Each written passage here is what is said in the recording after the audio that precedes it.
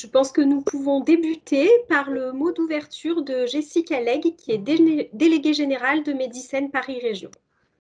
Bon Oui, merci beaucoup. Bonjour à tous. Donc effectivement, Jessica Legge, je suis déléguée générale du pôle Médicène. Et puis tout d'abord, puisqu'on est encore tout juste dans les temps, je voudrais en profiter pour vous souhaiter à tous une année 2021 aussi épanouissante que possible, malgré le contexte, et riche en moments chaleureux, je l'espère, à nouveau bientôt. Une année en tout cas aux couleurs de l'innovation en santé. Alors, je suis ravie d'ouvrir cette matinée au nom donc des 3 pôles Médicène, Systématique et Lyon Biopôle et de GE Healthcare, l'un des leaders mondiaux de l'imagerie.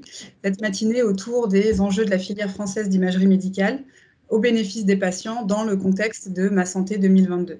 Alors, comme vous le savez, Ma Santé 2022 donne le cadre pour favoriser l'organisation des soins, la coordination entre les professionnels, la capacité à placer le patient au cœur du soin, à repenser l'offre hospitalière, la qualité et la pertinence des soins, et pour tout ça, à promouvoir l'usage du numérique en santé, que ce soit sur les applications de e-santé ou sur l'utilisation des données de santé et de l'intelligence artificielle. Alors, les enjeux du numérique en santé et notamment de l'IA sont fondamentaux, que ce soit pour accélérer le drug discovery, pour orienter les décisions médicales en suivi, la pertinence des soins en médecine de précision, notamment en optimisant l'interprétation d'images, puisque c'est le sujet dont on va parler ce matin. Alors, en ce début d'année et en cette période de crise sanitaire inédite pour notre système de santé, il est primordial de tenter de relever les défis qui se posent à nous de manière collaborative, en impliquant l'ensemble des acteurs de la chaîne de valeur, à l'image de cet événement co-organisé par 3 pôles et par un industriel, et à l'image du projet iDream dont on va parler ce matin.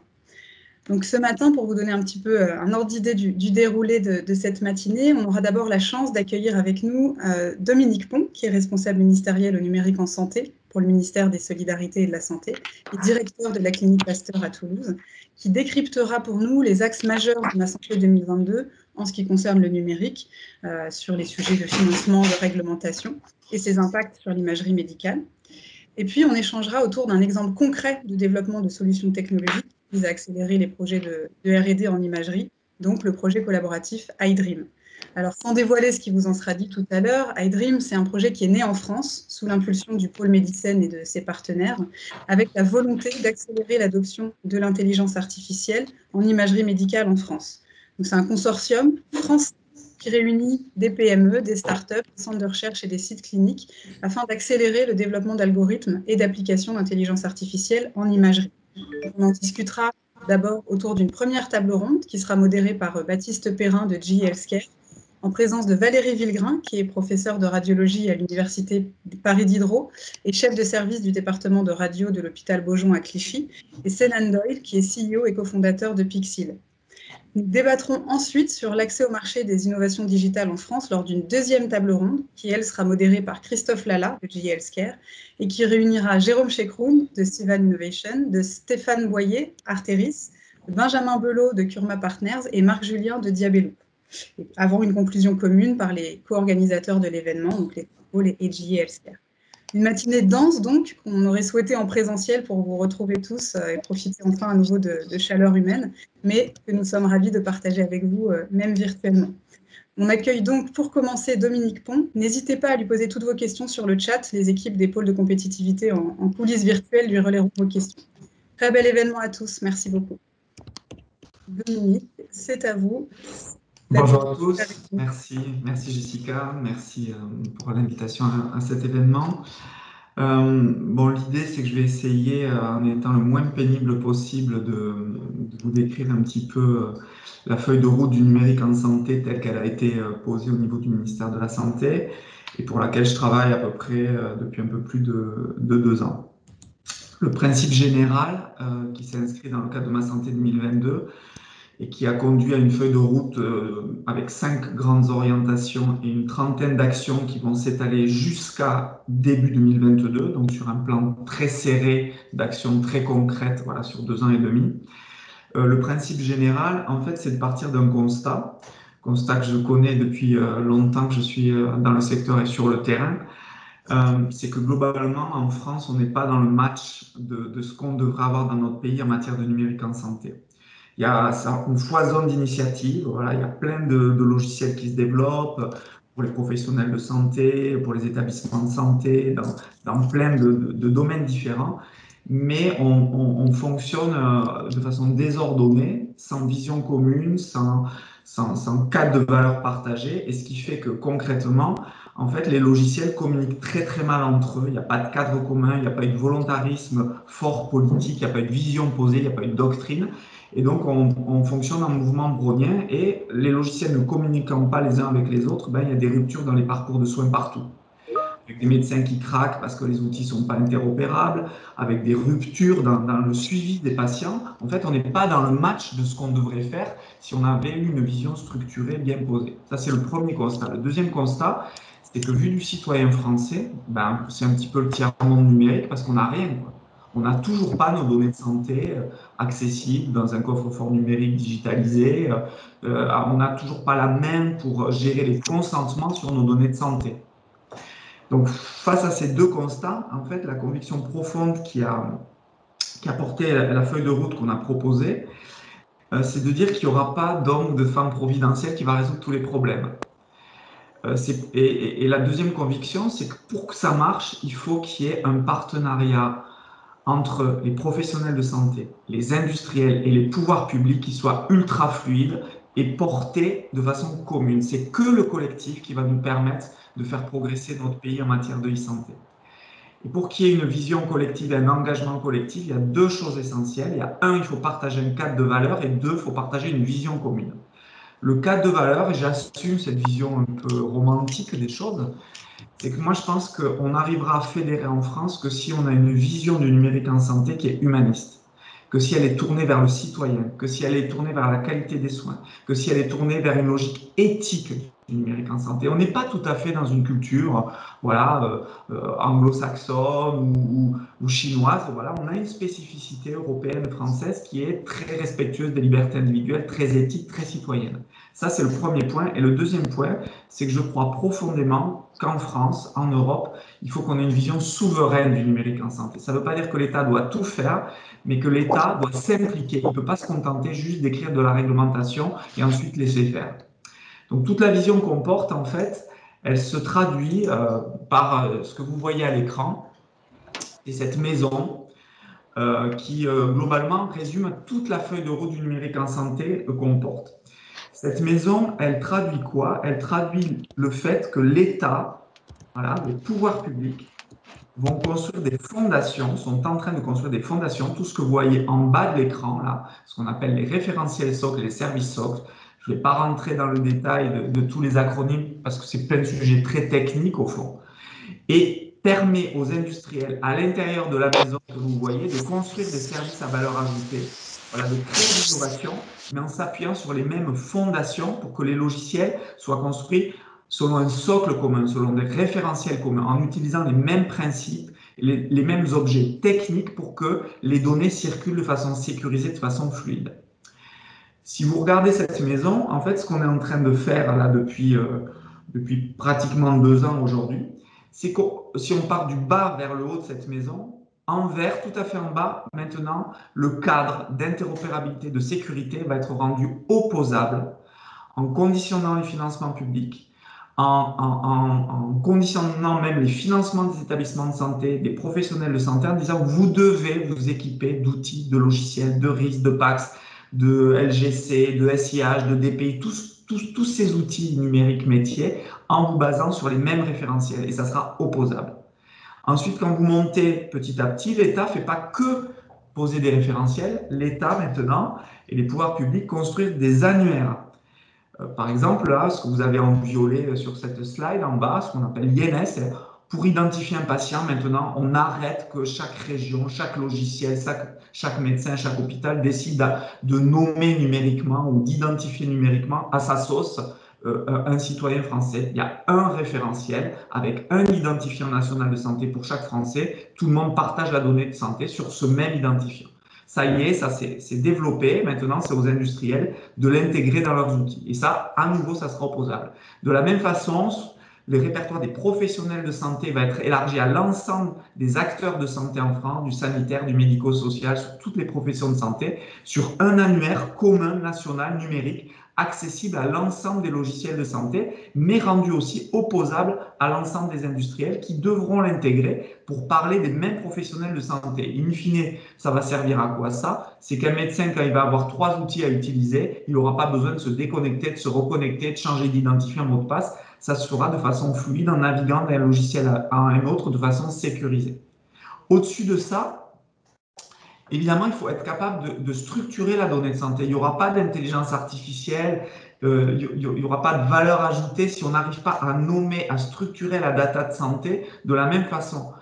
Enfin, franchement, ça craint qu'en France, on n'ait toujours pas eu, donc là, ça arrive que maintenant, et donc avec beaucoup de volontarisme, on essaie de pousser ça. Il n'y avait pas de serveur multiterminologie de référence qui permettait de structurer les données de santé en disant, mais voilà le référentiel, voilà comment, quelle terminologie on doit utiliser pour de l'imagerie, pour de la biologie, pour de la napate.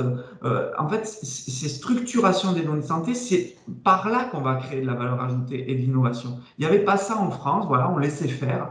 Donc maintenant, c'est terminé. Vous l'avez en bas à droite de cette maison dans la fondation. Ce qu'on appelle le SMT, c'est un serveur multiterminologie accessible à l'ensemble de l'écosystème, de tous les industriels, pour qu'ils aillent piocher la terminologie de référence avec toutes les API, les codes sources, exemples, etc., pour implémenter de la même façon, en fait, le nommage des données de santé. Évidemment, on s'appuie sur des standards internationaux, on ne réinvente pas la roue, mais au moins on publie les choix de doctrine nationale en disant, ben voilà, en France, c'est ça qui a été retenu, ou en Europe, c'est ça qui a été retenu, et basez-vous sur ces terminologies de santé. Au-dessus de ça, dans les services socles, on a décidé de fixer quelques cadres régaliens. Une messagerie sécurisée de santé, voilà, déployée partout en France, sanitaire, médico-social, établissement de santé, ville, hôpital, et bientôt citoyen, je vais en reparler, donc pour qu'on ait un espace de confiance de messagerie sécurisée de santé. Franchement, quoi, c'est pas acceptable qu'on continue, voilà, dans des périodes de crise comme on la vit actuellement, que ça se passe, que les données de santé circulent via Gmail ou WhatsApp, quoi.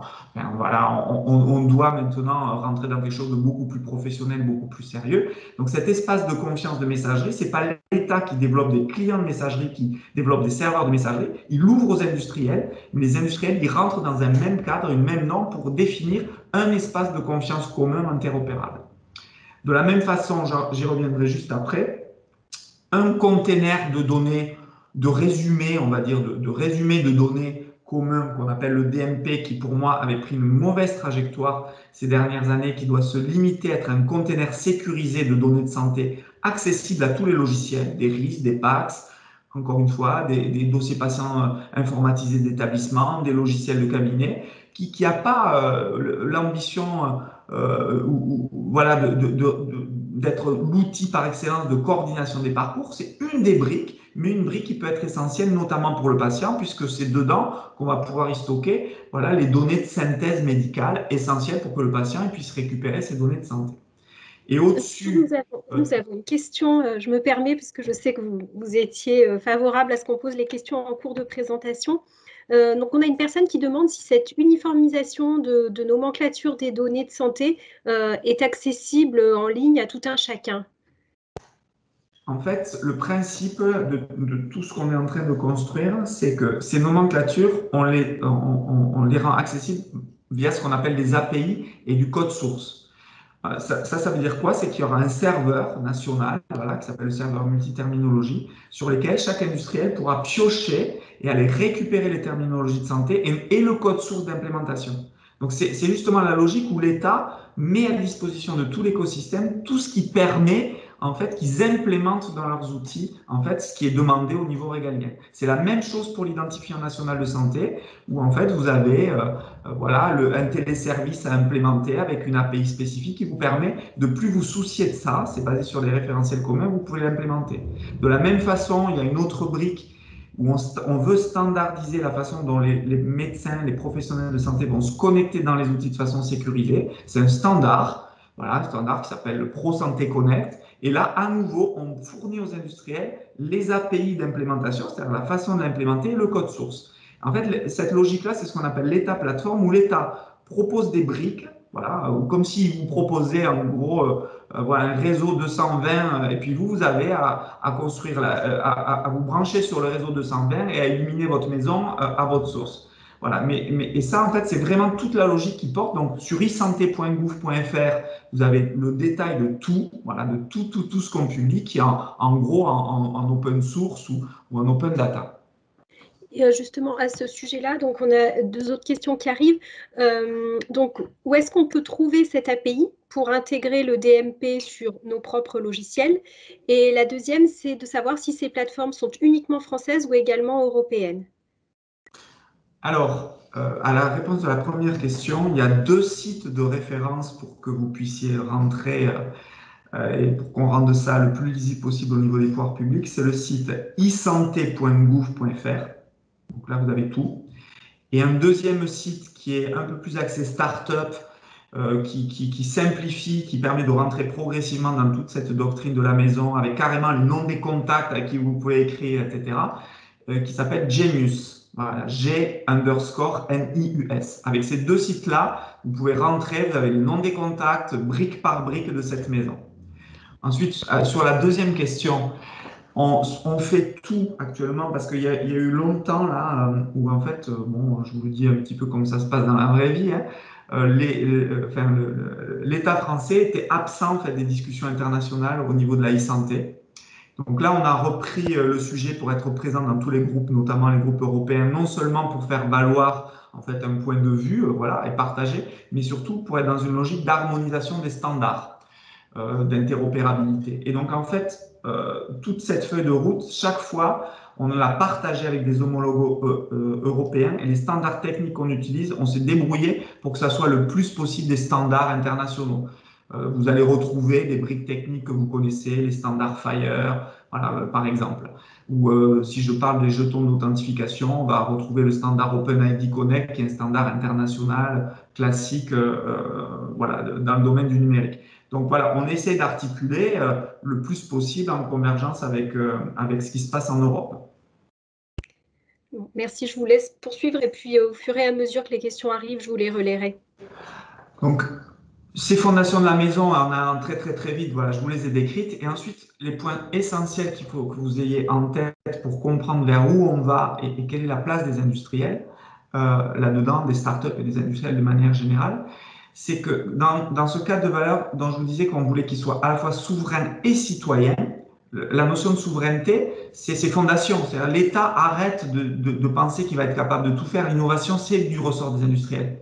Mais par contre, les fondations, hein, comme dans une ville, les routes, les ponts, le tout à l'égout, c'est de l'ordre des pouvoirs publics. Et les maisons, les buildings, c'est de l'ordre de l'écosystème privé. Et de la même façon, ce qu'on propose au-dessus de ces référentiels et services socles, et ce qu'on va déployer, c'est des plateformes numériques d'État ouvertes à l'écosystème. Donc ces 3 plateformes, il y en a 3, là, les 2 murs et le toit de la maison que vous avez en ligne. Je vais prendre la plus emblématique, la plus essentielle, la plus structurante à mon sens, c'est l'espace numérique de santé. L'espace numérique de santé, c'est quoi? C'est la plateforme citoyenne. C'est une plateforme numérique, voilà, dont le cadre, dont le tiers de confiance est l'État. C'est une plateforme numérique qui va être ouverte à partir de janvier 2022 à 60 millions de Français depuis sa naissance jusqu'à sa mort. Chaque citoyen aura son espace numérique à lui, dans lequel il aura en quelque sorte, on va dire, un coffre-fort où il pourra ranger ses données de santé, soit en les récupérant directement de son médecin, de son hôpital, de son EHPAD, etc., soit en les rangeant lui-même à un format numérique. Il pourra donner un accès à ces données de santé aux professionnels qui le soignent. Donc, on redonne le lead, on redonne le pouvoir aux citoyens de gérer ces données de santé, de gérer les consentements sur ces données de santé, voilà, pour permettre d'être acteur de son parcours de soins. Ce coffre-fort numérique, évidemment, c'est ce qu'on appelle le DMP nouvelle version, qui est accessible à tout l'écosystème. Voilà, pour qu'un médecin puisse pousser un compte-rendu de radio, qu'un laboratoire puisse pousser un résultat de biologie, un hôpital puisse pousser un compte-rendu d'hospitalisation, le citoyen il le récupère, il peut par d'autres moyens stocker lui-même des données de santé et donner accès à ses médecins, à son hôpital. Il aura aussi un client de messagerie qui lui permettra de communiquer, de recevoir des informations et de dialoguer avec des professionnels de santé qui eux-mêmes auront respecté les services socles dont je parlais tout à l'heure et de l'espace de confiance de messagerie.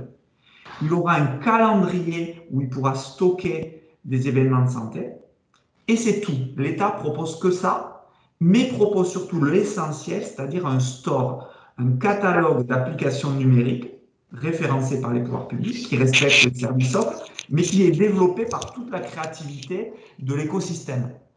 Donc ça peut être une application de prévention, ça peut être une application de détection des maladies précoces, ça peut être une application de gestion de son parcours de soins ou d'hospitalisation, ça peut être une application de digital thérapeutique, ça peut être une application de prise de rendez-vous. Bah, toute la créativité et tout ce qu'on va pouvoir proposer comme service à valeur ajoutée pour le citoyen, on pourra le retrouver, l'industriel pourra candidater à le publier dans ce store. Ce store, il a vocation à être très inclusif, donc avec des processus de référencement rapides. Et dès lors qu'une application est proposée dans le store, le citoyen, il pourra synchroniser cette application du store avec son DMP, avec son agenda, avec sa messagerie. Donc, un peu pour se le représenter comme dans un iPhone, où vous voyez dans un iPhone les icônes du bas qui sont standards, c'est l'État qui va les proposer, le calendrier, la messagerie, le DMP, et toutes les icônes qu'on a au milieu, toutes ces apps, en fait, c'est l'écosystème qui le propose. Et ça, c'est profondément ce à quoi on croit, ce qu'on appelle cette logique d'État-plateforme. L'État joue le rôle de la fondation de la plateforme, mais la valeur ajoutée métier, la créativité, elle est développée par les industriels qui jouent le jeu de s'appuyer sur les mêmes standards. À côté de ça, en parallèle, donc ça va être très structurant parce que voilà, au 1er janvier 2022, bon, c'est jamais arrivé en France, dans aucun secteur, ni l'éducation, ni la recherche, ni la justice, etc. Là, il va y avoir pour la première fois un truc proposé d'une plateforme ouverte, partenariat public-privé, citoyenne. Voilà. Côté mur jaune de la maison, on est en train de travailler sur un parallèle de catalogue aussi d'applications référencées interopérables pour les professionnels de santé. Le Health Data Hub qui n'est pas sous mon champ direct de responsabilité, mais qui est en quelque sorte voilà, cette plateforme de données de santé anonymisée, accessible pour l'innovation à la recherche, et tous les nuages qui sont en fait tous les dispositifs de financement, d'accompagnement, etc. Et on a une question d'une personne qui demande ce que devient le DMP par rapport à l'ENS. En fait, le DMP, jusqu'à présent, était dans une trajectoire où le DMP avait l'ambition de remplir beaucoup d'usages. Il voulait être à la fois un coffre-fort numérique de données de santé, il avait l'ambition d'être un outil de gestion du parcours de soins entre les professionnels, de coordination des soins, et il avait comme vocation d'être carrément presque un progiciel patient qui ferait tout. Ça, il y a 1 an et demi, j'avais expliqué au lancement de la feuille de route que je pensais que c'était une mauvaise trajectoire, que le DMP, il devait se recentrer sur le métier d'origine, sur sa vocation d'origine, qui était de dire que c'était un coffre-fort, un container de données de santé accessible le plus possible en API, avec des connecteurs modernes, voilà, par exemple Fire, pour que l'écosystème, voilà, les industriels, les startups, les éditeurs, les hôpitaux, les professionnels de santé puissent, dès lors qu'il y a une donnée de synthèse intéressante pour le patient, ils puissent la pousser à l'intérieur du DMP et ils puissent aussi récupérer, s'il y a un consentement patient, des données. Donc le DMP, toute la partie visible du DMP, ce qu'on appelle le front office, c'est-à-dire toute la partie progicielle, a été stoppée et c'est redevenu une brique technique. Et cette brique technique, elle sera intégrée à l'intérieur de l'espace numérique de santé. Donc voilà, c'est une trajectoire où on est en train de, voilà, ça fait plus d'1 an avec l'assurance maladie qu'on a réorienté cette trajectoire pour que ça devienne cette vraie brique technique apaisée, accessible à l'écosystème, intégrée à l'intérieur de l'espace numérique de santé. Et dans la continuité de la question de tout à l'heure, on nous demande si les API sont accessibles aux industriels uniquement ou également aux universitaires et aux associations. En fait, les API seront publiques, en fait. Donc, on peut être une association qui gère dès lors qu'en fait, derrière, il y a des professionnels de santé qui ont vocation à participer à un parcours de soins. À ce moment-là, voilà, on fait partie du champ des gens qui pourront accéder à ces API. Et si je reviens sur les API à l'intérieur même du store, donc pour une application citoyenne, les API pour se connecter à l'agenda du store, à l'agenda de l'espace numérique de santé, pardon, à la messagerie sécurisée et au DMP, ces API effectivement seront accessibles à tous ceux qui seront référencés dans le store. Donc, et ça peut très bien être une association de patients qui a développé une application de, je sais pas, de suivi de l'insuffisance cardiaque. Dès lors qu'elle respecte le cadre régalien, qu'elle participe au parcours de soins et qu'elle respecte les fondations de la maison, elle est éligible potentiellement à être au STOR, donc aux API. Merci. Pour continuer maintenant, pour entrer dans le vif du sujet des dispositifs d'accompagnement, ce qui est essentiel que vous ayez tous en tête, c'est qu'il n'y a jamais eu autant de moyens financiers consacrés au développement du numérique en santé en France, avec deux macro-sujets et macro-enveloppes et plans d'investissement. D'abord, le Ségur numérique. Ce qu'on appelle le Ségur numérique, c'est quoi? C'est un plan qui a été décidé par le gouvernement cet été, voilà, l'été dernier, en 2020, suite aux discussions avec les acteurs de santé. Et ce qui a été décidé, c'est de consacrer une enveloppe de 2 milliards au déploiement du numérique en santé en France.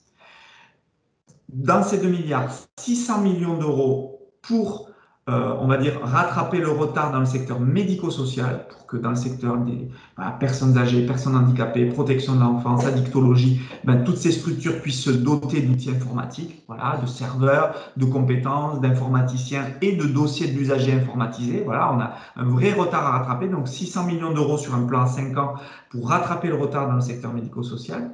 Et ensuite, 1,4 milliard pour accélérer à très court terme le partage sécurisé des données de santé en ayant l'objectif d'avoir des résultats à 1 an, à 18 mois, pas plus. Donc avec une accélération en concentrant des moyens financiers sur une période courte. L'idée générale, c'est de dire qu'il va y avoir 3 enveloppes dans ces 1,4 milliard, une enveloppe dédiée aux professionnels de santé, une enveloppe dédiée aux établissements de santé et une enveloppe dédiée aux industriels, aux éditeurs, aux startups, à ceux qui produisent les outils numériques en santé, avec comme objectif de dire on va référencer et financer des industriels qui seront capables de respecter les référentiels socles pour avoir dans les 12-18 mois le partage de 4 données de santé prioritaires via le DMP et via la messagerie sécurisée. Ces 4 données de santé prioritaires, c'est les comptes rendus d'hospitalisation, les résultats de biologie, les comptes rendus d'imagerie et ensuite un pointeur pour accès aux images, par exemple des PACS, et ensuite ce qu'on appelle le volet de synthèse médicale, c'est-à-dire le résumé médical qui vient du médecin généraliste. Donc je répète, compte rendu d'hospice, résultats de bio, compte rendu d'imagerie et pointeur sur des serveurs d'imagerie dans un second temps, et ensuite volet de synthèse médicale. Comment ça va marcher? Il va y avoir un appel d'offres de référencement des industriels. Évidemment, puisqu'il faut être cohérent jusqu'au bout par rapport à ça, on ne référencera que les industriels qui sont engagés et qui respectent en fait toutes les fondations de la maison. À partir de là, dès lors que sur le terrain, le déploiement d'un outil prouvera, par exemple, si je prends un plateau d'imagerie, qu'il envoie le compte rendu systématique d'imagerie et dans un second temps, un pointeur sur un serveur PACS d'imagerie dans le DMP et via MSS au médecin correspondant ou à l'hôpital qui l'a demandé, à ce moment-là, l'industriel aura un financement, l'hôpital aura son financement, le plateau d'imagerie aura son financement. Et ça, en fait, c'est cette année qu'on accélère ça. Donc, toute l'année 2020, ça a été déployer les services socles, les développer, les mettre à disposition en API. L'année 2021, c'est financer l'accélération du déploiement dans les usages sur ces quelques usages prioritaires pour que début 2022, le citoyen français, avec l'ouverture de l'espace numérique de santé, il puisse accéder à des données de santé qui commencent déjà à être alimentées de façon automatique par son radiologue, par son biologiste, par son hôpital, par son médecin généraliste. Voilà, donc ça c'est un premier truc, 2 milliards Ségur.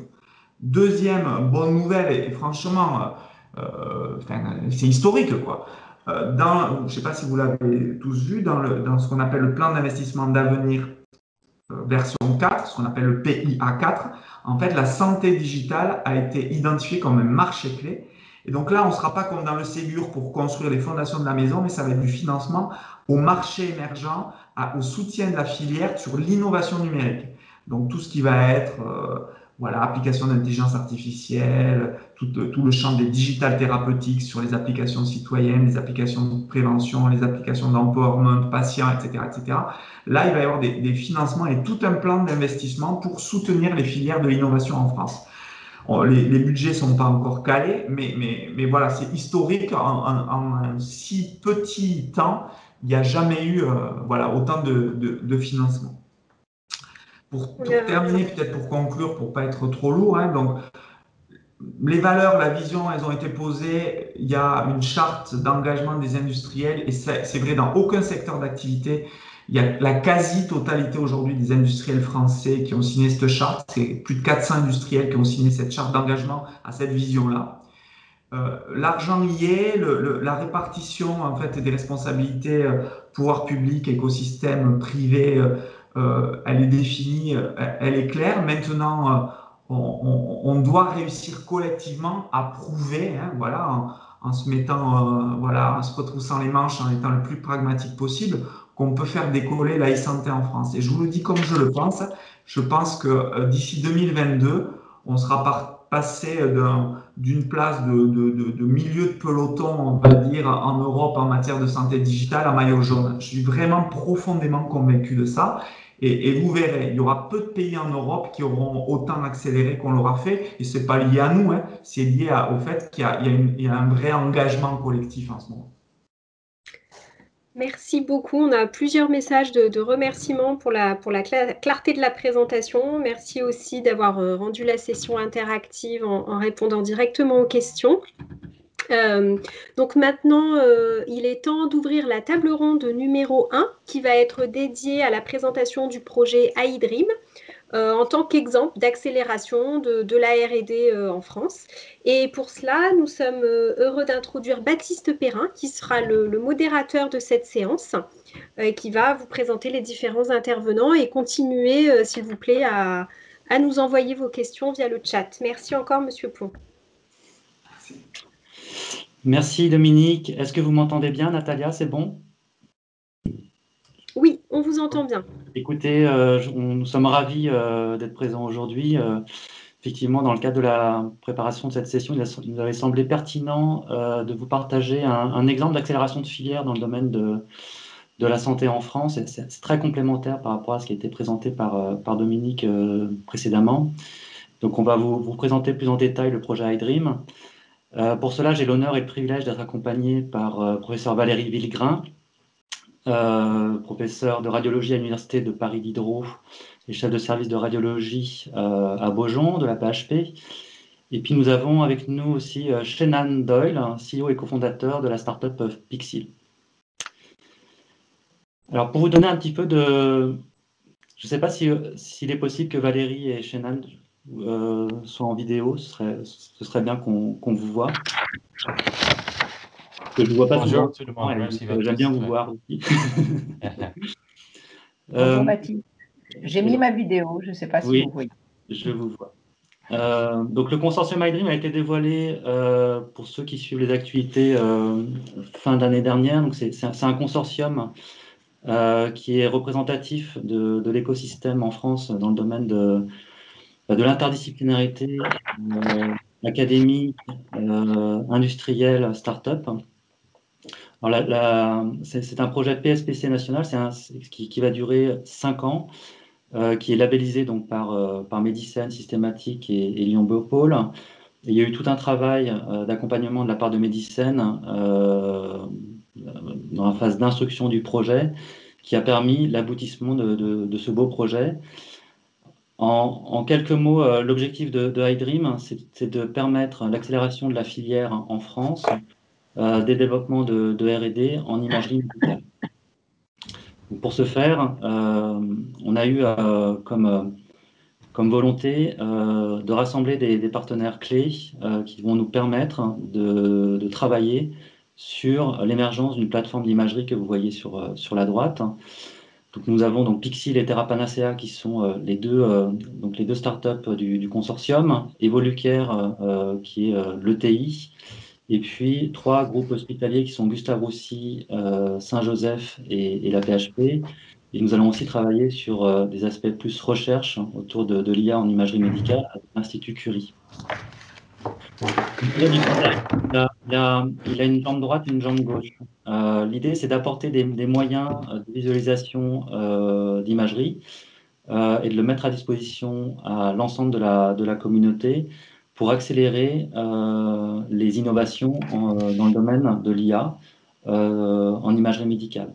L'originalité, c'est que cette plateforme-là, elle doit être déployée au sein des grands entrepôts de données de santé, que ce soit typiquement à la PHP, au sein de l'EDS, ou bien dans la structure du Health Data Hub, puisque nous avons aussi des cas d'usage sur le Health Data Hub.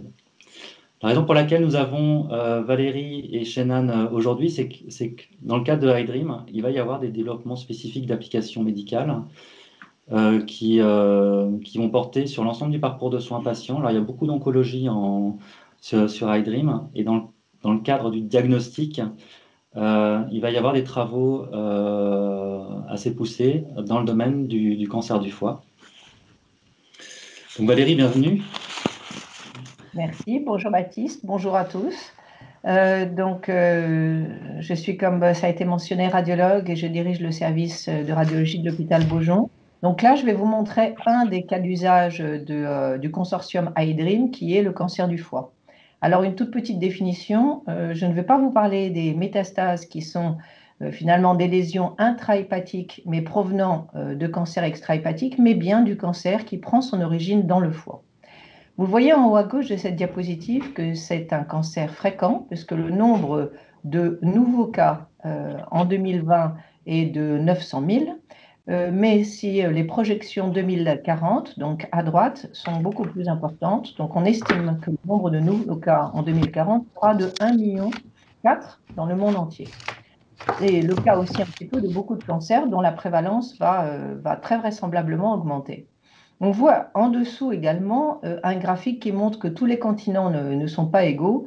Si on verra cette augmentation de prévalence partout, elle sera beaucoup plus significative en Asie et en Afrique, et c'est principalement en raison des facteurs favorisants. Alors, ce n'est pas un cancer qui survient n'importe comment, car dans 80 à 90% des cas, en fait, il se développe sur ce qu'on appelle une maladie chronique du foie, une cirrhose, ou bien une maladie un petit peu moins avancée, une fibrose. Sur le schéma en haut à droite, vous voyez un foie normal qui est très lisse, et puis juste à côté, un foie qui est nodulaire, et c'est vraiment la caractéristique de la cirrhose, c'est d'avoir tous ces petits nodules. Alors, comment et pourquoi le cancer se développe plus particulièrement sur une cirrhose? Parce qu'on a une séquence qu'on appelle hépatocarcinogénèse de nodules de régénération, dont certains vont devenir dysplasiques, et certains parmi eux vont devenir des petits cancers. Merci Valérie. Alors, c'est pas le premier projet sur le cancer du foie. Donc vous êtes assez aguerri des projets de partenariat, si je puis dire. Qu'est-ce que vous attendez spécifiquement du projet dans le cadre de iDream ?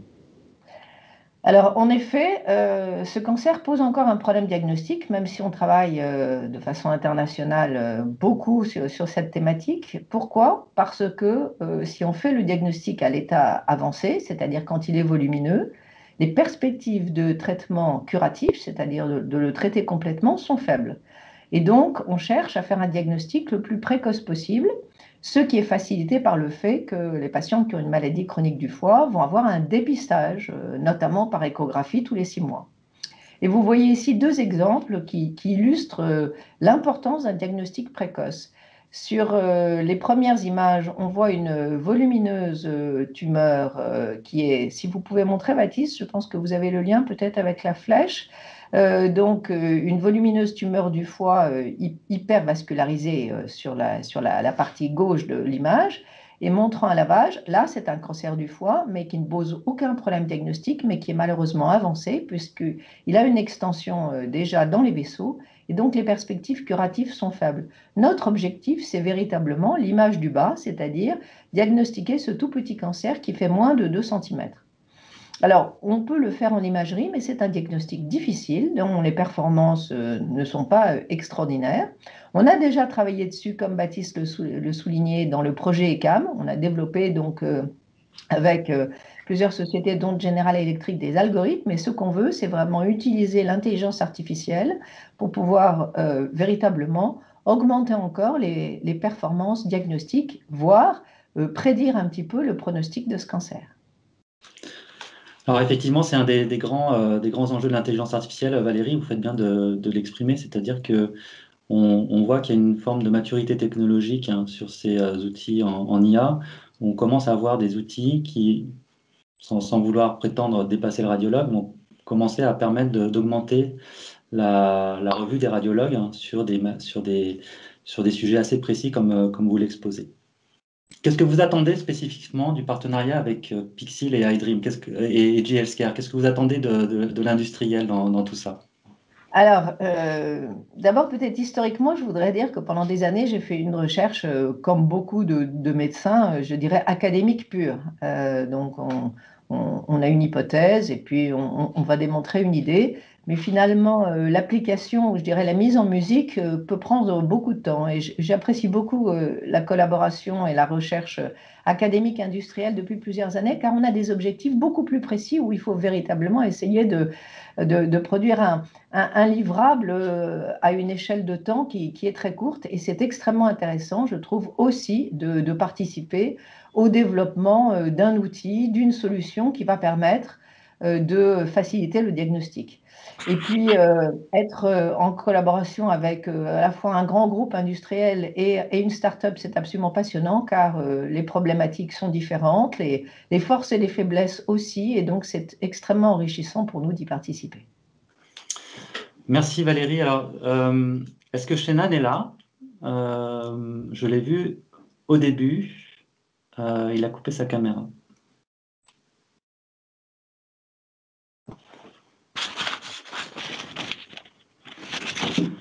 Alors, il a quitté la conversation. Il a peut-être un problème technique. Il est peut-être en train de se reconnecter.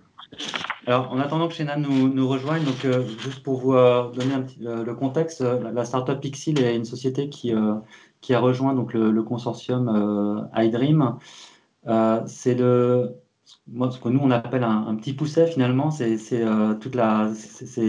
La Pixil représente la startup qui a déjà des exemples concrets de développement en intelligence artificielle dans le domaine de l'imagerie, puisque Pixil a travaillé notamment dans le domaine de la sclérose en plaques en IRM. Donc pour Pixil, le projet iDream représente une opportunité d'aller travailler sur un autre type de pathologie, sur un autre organe, toujours en IRM. Donc il y a déjà un certain nombre de challenges. Et les sociétés comme Pixil ou TerraPanacea sont aussi le témoignage de tous les freins que peuvent rencontrer un certain nombre de projets pour les nouveaux entrants, on va dire, dans le domaine de l'IA, puisqu'il y a énormément de freins, que ce soit d'accès aux données, de mise à disposition de plateformes pour travailler sur la donnée de santé, et que ce soit pour le développement d'applications et la distribution. Donc c'est pour cette raison que il y a un lien, une perspective qui est assez forte par rapport à ce qui a été présenté au début sur Ma Santé 2022, parce que l'idée, c'est que toutes ces apps qui doivent être accélérées arrivent à un moment donné dans ce store que présentait Dominique Pont au bénéfice du soin patient. Donc c'est une forme d'accélération de la technologie. En conclusion, alors je ne sais pas si Shenan est toujours là, je vais continuer à vous donner du contexte. Je ne sais pas s'il y a des questions déjà qu'on pourrait prendre aujourd'hui, enfin maintenant. Shenan a pu rejoindre la réunion, je crois qu'il. Oui, merci. Je suis désolé, mon connexion a perdu. J'ai perdu ma connexion. On n'a pas encore de questions, mais n'hésitez pas à les poser via le chat, comme tout à l'heure. Alors, Shenan, je ne sais pas ce que tu as entendu ou pas. Donc, ce qui était exprimé, c'est que finalement, Pixil représente la start-up de ce groupe de discussion. Est-ce que tu peux décrire déjà, d'un point de vue à ton échelle, ce que représentent les défis d'un projet en imagerie médicale, toi qui as travaillé sur notamment la sclérose en plaques? Baptiste, je crois qu'il doit avoir des gros problèmes de connexion puisqu'il a quitté la conversation. Mais il y a une question concernant le consortium iDream, savoir s'il est ouvert.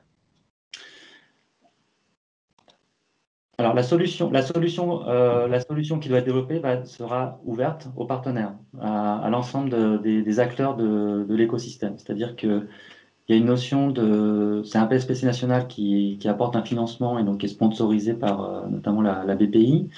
L'idée, c'est d'accélérer cette émergence de plateforme, mais que cette plateforme, elle soit ensuite disponible pour l'ensemble des acteurs dans le domaine de l'imagerie médicale.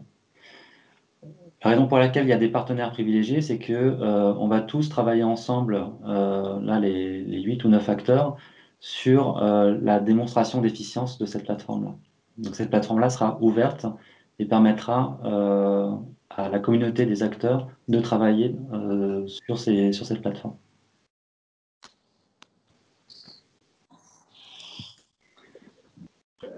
Bonjour, est-ce que vous m'entendez? Bonjour, est-ce que vous m'entendez? On te voit en double. Finale, peut-être que si vous désactivez votre caméra, ce sera peut-être plus facile au niveau de la connexion. Je ne sais pas si vous voulez essayer ça. Oui.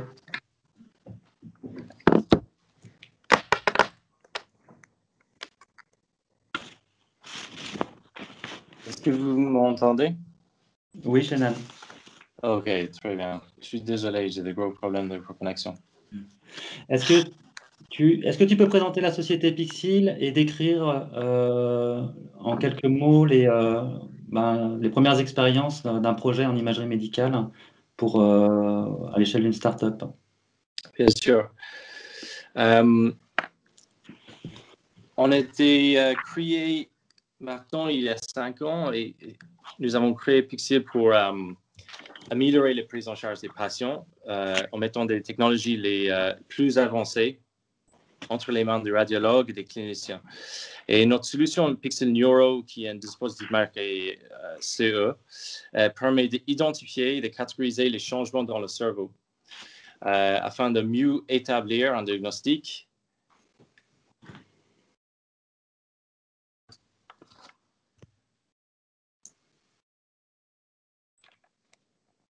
Shannon? Allô? Oui. Je ne comprends pas ce qui se passe. Pardon. La caméra est toujours activée. Peut-être que ça prend de la bande passante. Si vous voulez essayer de la désactiver. Est-ce que c'est bon comme ça? Vous m'entendez? Oui, on t'entend. Mais la caméra est toujours allumée, donc il se peut que ça interfère. Mais bon, pour l'instant, ça va. Ok. C'est le problème de télétravail, je peux dire. Donc, je disais que notre solution nous permet d'identifier et de catégoriser les changements dans le cerveau pour améliorer la prise en charge des patients, donc mieux établir un diagnostic et comprendre la progression de la maladie dans le temps. Donc, ce sont des informations pertinentes pour le plan technique qu'on identifie au bon moment et pour les troubles neuro-inflammatoires et neurodégénératifs. C'est une technologie qui était développée et certifiée au cours de plusieurs années en collaboration avec plus de 50 centres médicaux et équipes de recherche différentes dans le monde. On parle des images d'IRM, des données d'IRM, et l'une des particularités de ce type de données, c'est par rapport à d'autres modalités d'imagerie, c'est la variabilité de ces données-là. Donc, les modèles d'intelligence artificielle sont particulièrement sensibles à cette variabilité, en fait. Et nous devons prendre cela en compte dans la construction de nos modèles d'IA et dans notre évaluation clinique pour la validation réglementaire. Donc, par conséquent, nous avons besoin de beaucoup de données et plus précisément de données annotées par des experts. Donc, l'idée, c'est d'intégrer cette expertise dans le modèle d'intelligence artificielle pour que nous puissions avoir confiance dans les résultats.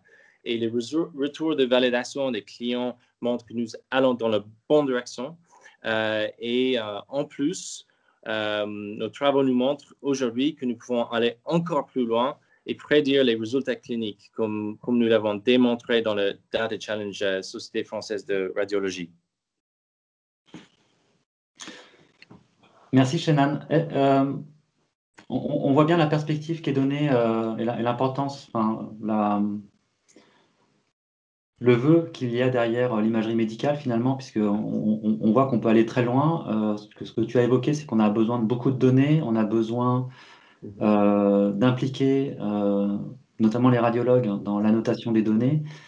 Oui. Tout ça sont des concepts qui vont être brassés, si je puis dire, au sein de iDream au travers de la plateforme. Qu'est-ce que tu attends finalement des outils de iDream par rapport à ce type de travaux? Je pense que les AI Dream, c'est un plateforme et un projet qui adresse plusieurs freins qui existent dans le cycle de développement de dispositifs médicaux d'intelligence artificielle. Donc, on peut identifier plusieurs freins. Déjà, l'accès aux données de multiples centres, afin d'avoir une base de données très hétérogène. Il y a des discussions aujourd'hui avec des multiples centres qui sont propres à chacun de ces centres-là. Et du coup, ça rend tout le processus assez chronophage. Donc, il y a tout le problème de protection des données qui va avec. Et finalement, en fait, il faut annoter ces images-là. Donc, il y a une collaboration avec les experts reconnus pour apporter un contexte clinique. Ces freins-là qui sont traités par AI Dream. Donc, on a entendu, j'étais connecté au moment que le professeur Vigrand a souligné l'urgence des solutions, l'importance de ces solutions-là, qu'ils adressent un besoin clinique. Et il faut toujours qu'on commence par le besoin clinique. Donc, la détection de petits nodules, c'est très difficile et ça rend le diagnostic incertain. C'est très important dans le parcours de soins de patients. Et on sait que ces erreurs-là peuvent avoir des conséquences importantes pour le patient. Donc, l'objectif d'une solution basée sur l'intelligence artificielle serait de pouvoir éviter ces erreurs. Donc, nous, on a de l'expérience nécessaire pour travailler avec l'IRM et la technologie d'intelligence artificielle qui peut amener quelque chose. Mais le projet AI Dream, c'est une réelle opportunité pour nous de pouvoir travailler avec des experts, avec une base de données importante. Et la plateforme AI Dream, c'est le passerelle d'échange entre les acteurs médicaux et nos solutions d'analyse. Ils permettent également une accélération du développement grâce à une intégration avec les bases de données et des outils d'annotation simplifiés. Donc, en fait, le fait que AI Dream adresse ces freins de développement, ça permet d'accélérer la mise sur le marché d'une solution qui pourra donc bénéficier aux patients plus rapidement. Merci Shenan. Valérie, souhaitez-vous compléter le témoignage de Shenan? Qu'est-ce que vous pensez finalement de cette plateforme d'un point de vue métier de radiologue et de projet de collaboration? Je vois plusieurs choses tout à fait intéressantes. Là, on a exposé un cas d'usage, mais dans le consortium, il y a d'autres problématiques également très importantes en imagerie thoracique et pulmonaire. Il y a aussi un volet qui est très intéressant, qui est comment faciliter la communication lors des réunions de concertation pluridisciplinaire. Vous savez que tout patient avec un cancer doit être discuté, c'est le premier plan cancer de Jacques Chirac, lors d'une réunion multidisciplinaire pour laquelle nous n'avons pas forcément des outils de communication multi-échelle adaptés. Et enfin, bien sûr, cette plateforme va permettre, comme vous l'avez dit, l'ouverture et le facilitateur d'autres solutions, de start-up, d'ETI ou de grands groupes. Et donc, je pense que c'est une fantastique opportunité pour tous. Merci Valérie, merci Shenan. Alors j'espère que vous aurez compris les grands concepts du projet iDream. Comprenez aussi que cette plateforme, elle est en train d'être construite. C'est bien pour ça qu'on travaille en étroite collaboration avec les partenaires que vous voyez ici. Retenez que cette plateforme, elle sera ouverte, c'est-à-dire qu'il n'y a pas d'exclusivité et que l'idée de tout cela, c'est d'accélérer la filière des développements de solutions en imagerie médicale en France. Retenez aussi que cette plateforme-là, elle a vocation à être déployée dans les entrepôts de données de santé. Donc ça aussi, c'est quelque chose d'assez original, puisque l'idée, c'est pas d'aller obliger d'agréger la donnée dans un cloud centralisé, etc. C'est que cette plateforme-là, elle va aller se déployer dans les data centers des grands détenteurs de données, si je puis dire. L'exemple du cancer, retenez aussi que un certain nombre de grands défis vont être adressés. Donc je pense que vous avez bien compris l'enjeu derrière le cancer du foie qui a été exprimé par Valérie. On cherche d'aller diagnostiquer plus tôt pour aller plus vite au bénéfice du soin patient. Et donc pour cela, on va travailler avec des entreprises beaucoup plus très agiles comme Pixil pour démontrer que le cycle de développement d'applications est accéléré grâce à ces outils technologiques. Je ne sais pas s'il y a d'autres questions, Natalia. Oui, il y a juste une question sur savoir si c'est connecté au Health Data Hub. Exactement, vous avez un beau logo, donc nous sommes en train d'y travailler. Nous avons un cas d'usage, alors j'avais promis de ne pas dire le nom, Valérie, mais c'est sur l'imagerie thoracique, donc c'est sur la maladie Covid. Nous sommes en train de travailler avec le Health Data Hub pour permettre le rapatriement d'une base de données multicentrique sur cette infrastructure-là, pour commencer les développements en intelligence artificielle pour la caractérisation de la maladie, donc le scoring de la gravité et le pronostic. On travaille avec Terra Panacea sur ce sujet-là.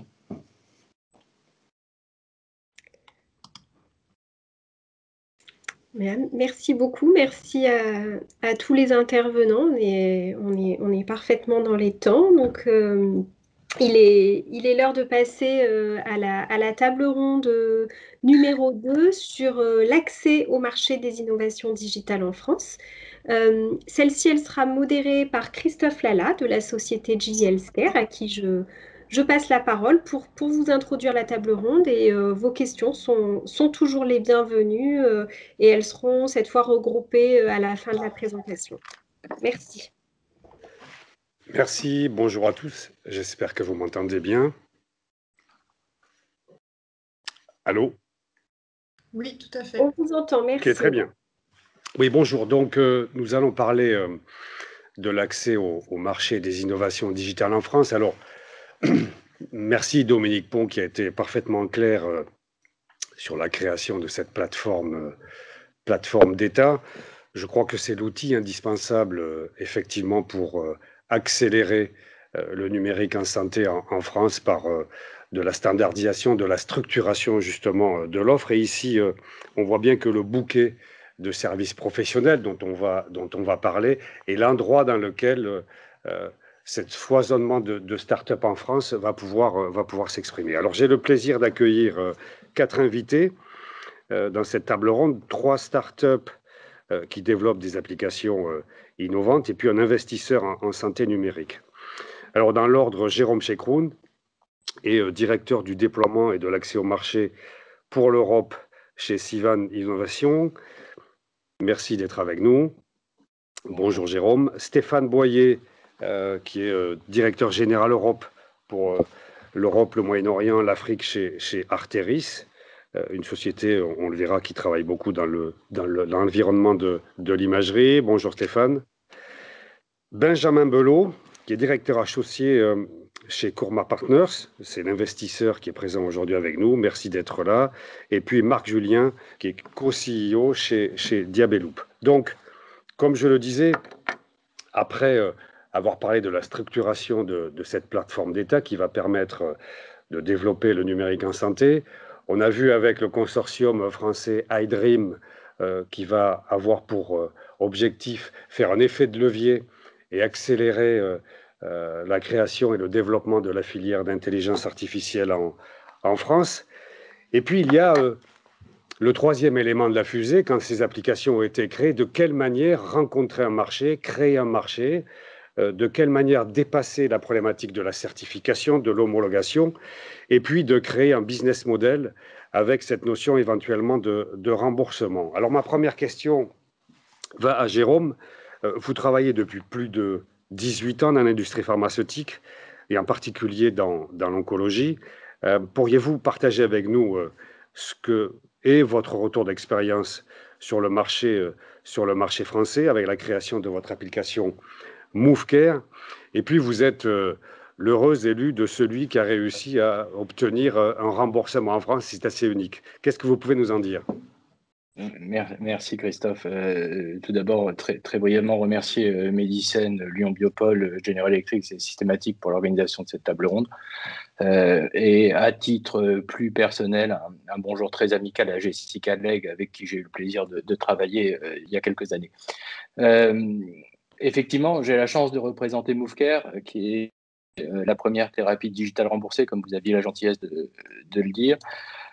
Une thérapie digitale remboursée sur la base de preuves cliniques de phase 3 multicentriques qui, juste pour resituer ce qu'est MoveCare, son indication est de prévenir le risque de rechute et de récidive et de complications dans le cancer du poumon. MoveCare a démontré un gain de survie global de quasiment 8 mois et une diminution drastique de ces récidives et de ces complications de 74% à 31%. Donc, MoveCare est utile. C'est la base de tout ce qu'on a décidé d'apporter aux autorités de santé. Et merci d'avoir fait le parallèle avec ma carrière précédente dans le monde du médicament, parce que ça a été beaucoup plus simple en discussion avec les autorités de santé que cela ne peut l'être pour un médicament. Il y a eu une écoute, une envie conjointe d'arriver à pérenniser ce type de solution. Et tant la HAS que le CEPS, les équipes notamment de Catherine Rumeau-Pichon au CEPS ont été particulièrement ouvertes à la discussion. Et donc, j'ai honnêtement été agréablement surpris de la qualité de l'écoute et de l'ouverture et de la bienveillance des autorités de santé pour ce type de thérapie digitale. Oui, alors c'est intéressant. On en a souvent parlé et au SNITEM, au syndicat des constructeurs, avoir de bonnes relations avec le CEPS constructive et rapide, c'est un point très important, ce qui montre que quand on a une valeur ajoutée forte, on est écouté. Maintenant, lorsqu'on en a discuté, vous m'avez dit que bon, ça c'était la première étape, accéder à être flagué comme application remboursée. Est-ce qu'aujourd'hui c'est opérationnel? Est-ce qu'aujourd'hui vous pouvez faire valoir d'un modèle de business? Alors, c'est opérationnel, oui, parce que les phases pilotes que nous avons mis en place tout au long du développement de MoveCare, parce que MoveCare nous a pris quasiment 6 ans à arriver sur le marché. On commence par... Non, mais ce sera un peu des questions un peu par rapport au... Quelqu'un, s'il vous plaît, mettez-vous en mute parce qu'on vous entend. Merci. Donc aujourd'hui, pour répondre à la question, oui, MoveCare existe sur la base d'un modèle économique bien défini. Nous sommes remboursés, donc nous avons un remboursement de 1 000 € pour une utilisation de 6 mois de MoveCare. Là où tout n'est plus aussi idyllique que dans les phases précédentes, c'est historiquement la HAS, lorsqu'elle nous a donné l'obtention de l'ASA 3, nous a aussi recommandé la création d'un acte médical associé de manière à favoriser l'utilisation de MoveCare par les soignants. Et c'est là où c'est un tout petit peu plus complexe. Parce que aujourd'hui, les discussions avec la CNAM sont relativement compliquées sur la création de cet acte. C'est d'autant plus paradoxal que la CNAM, dans son rapport produit et charge de juillet 2020, nous accorde 3 pages nominativement. Elle parle de MoveCare en disant voilà exactement l'exemple d'une thérapie digitale qui devrait être associée à un acte. Et pour autant, c'est compliqué d'avoir une réponse positive qui aille dans ce sens. C'est de notre responsabilité d'expliquer, alors en termes de médico-éco, on l'a un petit peu fait, mais c'est aussi de notre responsabilité d'expliquer comment l'utilisation de MoveCare par un oncologue ou un pneumologue peut changer la pratique du praticien et de l'équipe soignante en règle générale. C'est ce qu'on essaye de faire avec aujourd'hui une écoute plus ou moins relative.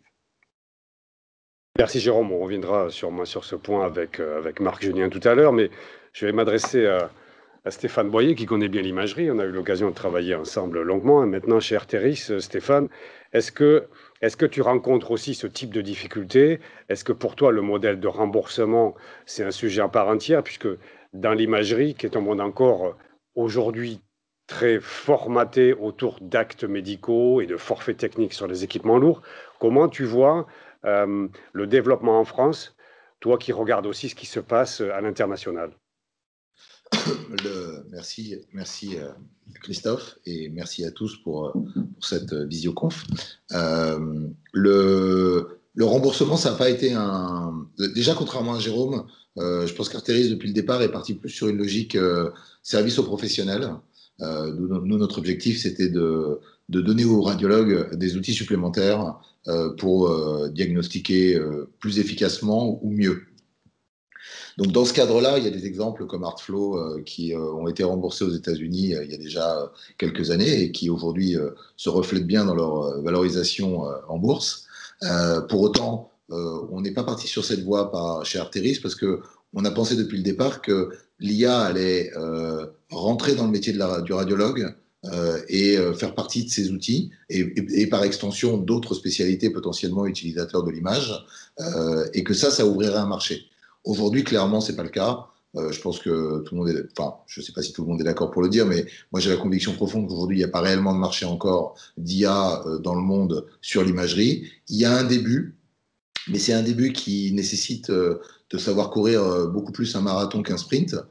Et chez Arteris, on est à plus de 8 ans d'existence et beaucoup de dizaines de millions de dollars de brûlés pour arriver aujourd'hui à finalement encore un tout petit chiffre d'affaires parce que concrètement le marché est pas en face. Et la raison, je pense, pour laquelle il n'est pas en face, c'est pas, moi je le vis pas comme un problème institutionnel, je le vis plus comme deux grands sujets que connaissent bien les gens qui font le même métier que moi. C'est la valeur clinique. Je pense qu'on s'est un peu emballé sur l'IA et aujourd'hui on se rend compte que la valeur clinique elle arrive doucement et elle arrivera d'autant plus si on arrive vraiment à apporter quelque chose de supplémentaire à l'œil du radiologue, parce que si c'est pour faire à peu près ce qu'il fait en un peu moins bien, il n'est pas fondamentalement preneur. Et l'autre problématique, c'est l'intégration dans les workflows. Et on voit qu'aujourd'hui, on s'attaque à des professions qui sont extrêmement structurées en termes de workflow. Et si on rentre pas dedans, c'est pareil, on n'a pas l'adoption. Donc, la difficulté, elle existe et elle n'existe pas qu'en France. Moi, je vois, on est présent dans plein de pays dans le monde, y compris aux États-Unis, et c'est à peu près aussi difficile partout. Finalement, Stéphane, pour rebondir sur ce que tu viens d'exprimer, cette problématique du workflow, est-ce que la création de la plateforme dont nous a parlé Dominique Pont ce matin, avec cette notion de standardisation, de possibilité d'être interopérable à l'intérieur d'écosystèmes riches qui va te permettre d'accéder à plus de données, à plus de capacité à être interconnecté dans un workflow existant, est-ce que ça résonne pour toi? Est-ce que ça résout certaines difficultés que tu rencontres? Je trouve que l'approche est géniale parce que c'est une approche populationnelle, pour reprendre des termes un peu à la mode. Et je pense qu'aujourd'hui, l'enjeu du digital, c'est un enjeu de médecine publique. C'est pas un enjeu micrologique ou à petit niveau d'une relation industrielle radiologue ou industrielle mono-hôpital. Et à ce niveau-là, je trouve que la démarche est géniale et on en a tous besoin. Là où je suis un peu inquiet quand j'entends ce que dit Dominique Pont, c'est d'abord, moi j'ai une vision internationale, donc j'ai tout de suite tendance à me dire, ok, c'est super, mais comment je fais moi pour appliquer ça sur je sais pas combien de dizaines de pays en Europe et je sais pas combien de centaines dans le monde? Comment j'explique ça à mes Américains qui vont me dire, t'es gentil, mais l'effort qu'il va falloir faire pour se connecter à un écosystème français, nous, on n'est pas forcément prêt à mettre l'argent pour ça. Et l'autre problématique, c'est la contrainte réglementaire qui risque à un moment donné d'étouffer un peu l'innovation, parce que, encore une fois, si ça devient trop compliqué et trop local, j'ai peur qu'on ait du mal encore une fois, à tout simplement pouvoir faire vivre ces acteurs innovants que sont les startups et qui ont besoin de cash. Et voilà, et si ça va pas être facile tout de suite, quoi. Mais la démarche est la bonne, je la comprends. Je vois pas bien comment. Tu as des exemples similaires dans le monde. Alors, je sais que le marché américain, dont tu peux nous parler rapidement, qui est un marché assez particulier, puisque le remboursement s'opère au travers de structures privées. Mais est-ce qu'en Europe ou dans le monde, tu vois des plateformes qui sont créées de cette manière-là afin d'accélérer le numérique en santé? L'Espagne est avancée, je sais, avec une régionalisation. Il y a le Danemark qui fait référence aujourd'hui. Est-ce que ce sont des choses équivalentes? Est-ce que pour toi, du reste, ça répond à la question qui est je vais créer ce marché, je vais contribuer par mes applications à mieux prendre en charge les patients, à en rendre le système de santé plus efficient? Est-ce que tu as des exemples? Moi, ça m'évoque deux pays. Ça m'évoque un pays qui, pour moi, est un peu vu d'ici, un peu un cauchemar. C'est l'Angleterre.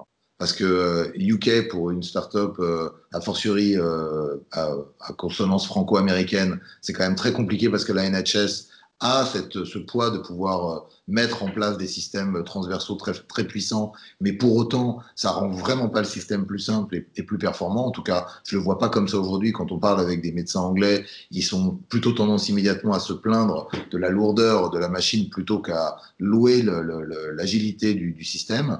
Et l'autre exemple qui peut-être pour moi, je le connais peut-être pas assez pour en faire un exemple standard, mais il m'impressionne quand même, c'est Israël, parce qu'on a l'impression qu'en Israël, ils ont quand même réussi à régler une partie des problèmes qu'on a dans nos grandes démocraties, à savoir être capable de mettre des databases populationnelles quasi à l'échelle du pays, avec des identifiants uniques, avec des systèmes qui permettent à un écosystème de start-up de vivre et de se développer. Et on voit bien qu'Israël est un des bons exemples de pays dans lequel il y a énormément d'innovation. Donc, est-ce qu'il y a un lien entre les deux? J'imagine.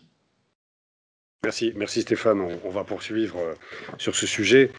Marc, vous co-dirigez donc Diabeloop depuis 2016. Vous avez développé un algorithme qui, vous allez nous en parler, qui automatise et personnalise le traitement du diabète type 1. Quel est votre retour d'expérience après ces 4-5 années passées dans ce bel écosystème français? Alors d'abord, mille merci de nous permettre d'intervenir. Alors nous, effectivement, on est un peu un électron atypique dans l'écosystème français. D'abord, moi ce que j'aime dire, c'est qu'on est l'exemple clé du génie français. C'est-à-dire que c'est la coopération entre les médecins de l'hôpital sud-francilien, du CEA à Grenoble, et du financement de la BPI qui fait qu'aujourd'hui Diabeloop existe. Et franchement, de ce côté-là, on a été bénis des dieux. Et nos interactions, et un peu comme Jérôme, que ça soit avec la HAS ou la CNEDIMS ou avec le CEPS, ont toujours été excellentes. Et toujours excellentes parce que on les a pris très tôt et on a engagé des dialogues très très tôt avec eux. Alors, notre système, nous, on est un électron et on est assez atypique parce qu'en fait, on est un des premiers outils d'intelligence artificielle thérapeutique. Ça veut dire quoi? Ça veut dire qu'en fait, notre système récupère des données du patient physiologique, calcule la quantité d'insuline dont le patient a besoin et automatiquement, en fait, va indiquer à la pompe à insuline la quantité d'insuline, et ça toutes les 5 minutes, dont le patient a besoin, automatiquement, sans que le patient n'ait à intervenir et sans que le médecin ait à intervenir. Et donc, nous avons été les premiers à avoir une ASA 3 l'année dernière et nous sommes en train d'échanger avec le CEPS pour finaliser la négociation du prix. Alors, la question de l'investissement et comment est-ce qu'on fait pour arriver là, en fait, je pense qu'il y a deux choses. D'abord, comme le disaient Jérôme et Stéphane, il y a une vraie obligation de montrer la preuve médico-économique du système et du bénéfice à la fois patient, mais effectivement médico-économique. Et ça, pour ça, eh ben, on est obligé de faire des grosses études cliniques multicentriques.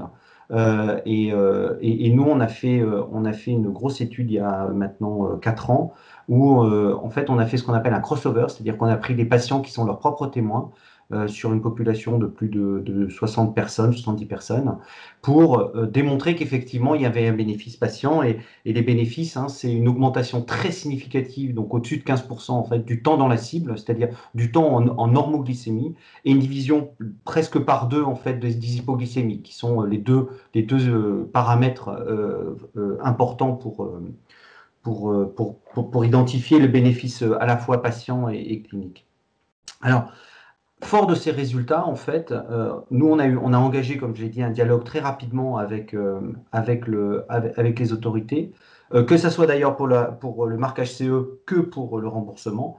Et en fait, la stratégie qu'on a proposée, c'était de dire, écoutez, notre système, il fonctionne, il est connecté, on peut suivre les patients en direct. Nous, ce qu'on vous propose, c'est de nous faire un remboursement sur une population limitée et de regarder l'impact en vie réelle du médico-économique. Et en fait, ça nous permet de faire plusieurs choses. Ça permet, de démontrer effectivement en vie réelle de la réussite de l'efficacité du système, mais aussi, et c'est important, de montrer le business model à nos investisseurs et de effectivement montrer que on est capable, avec une innovation aussi radicale que celle qu'on propose, d'obtenir un prix, d'obtenir un acte médical, comme expliquait Jérôme, et c'est important parce que, évidemment, si dans votre propre marché, vous n'êtes pas capable d'aller le faire, pour aller à l'international, c'est juste impossible. Et donc, nous, notre expérience en France, c'est que ça prend du temps, mais en tout cas, depuis assez récemment, depuis 2-3 ans, il y a une écoute bienveillante et une volonté de faire avancer les choses au niveau des autorités, en particulier en France, qui est très encourageant. Très bien, Marc. On a parlé avec Jérôme de l'assurance maladie qui, à la fin, est la caisse qui permet la création, elle permet. C'est un des leviers de création d'un business model. Est-ce que vous avez eu l'occasion de les rencontrer? Quels sont les points sur lesquels vous avez aujourd'hui envie de partager votre expérience? Alors, ce qui est certain, c'est que toutes ces technologies qu'on amène sur le marché basées sur du numérique et de l'intelligence artificielle n'a pas qu'un impact, je dirais, médical, de traitement médical pour le patient.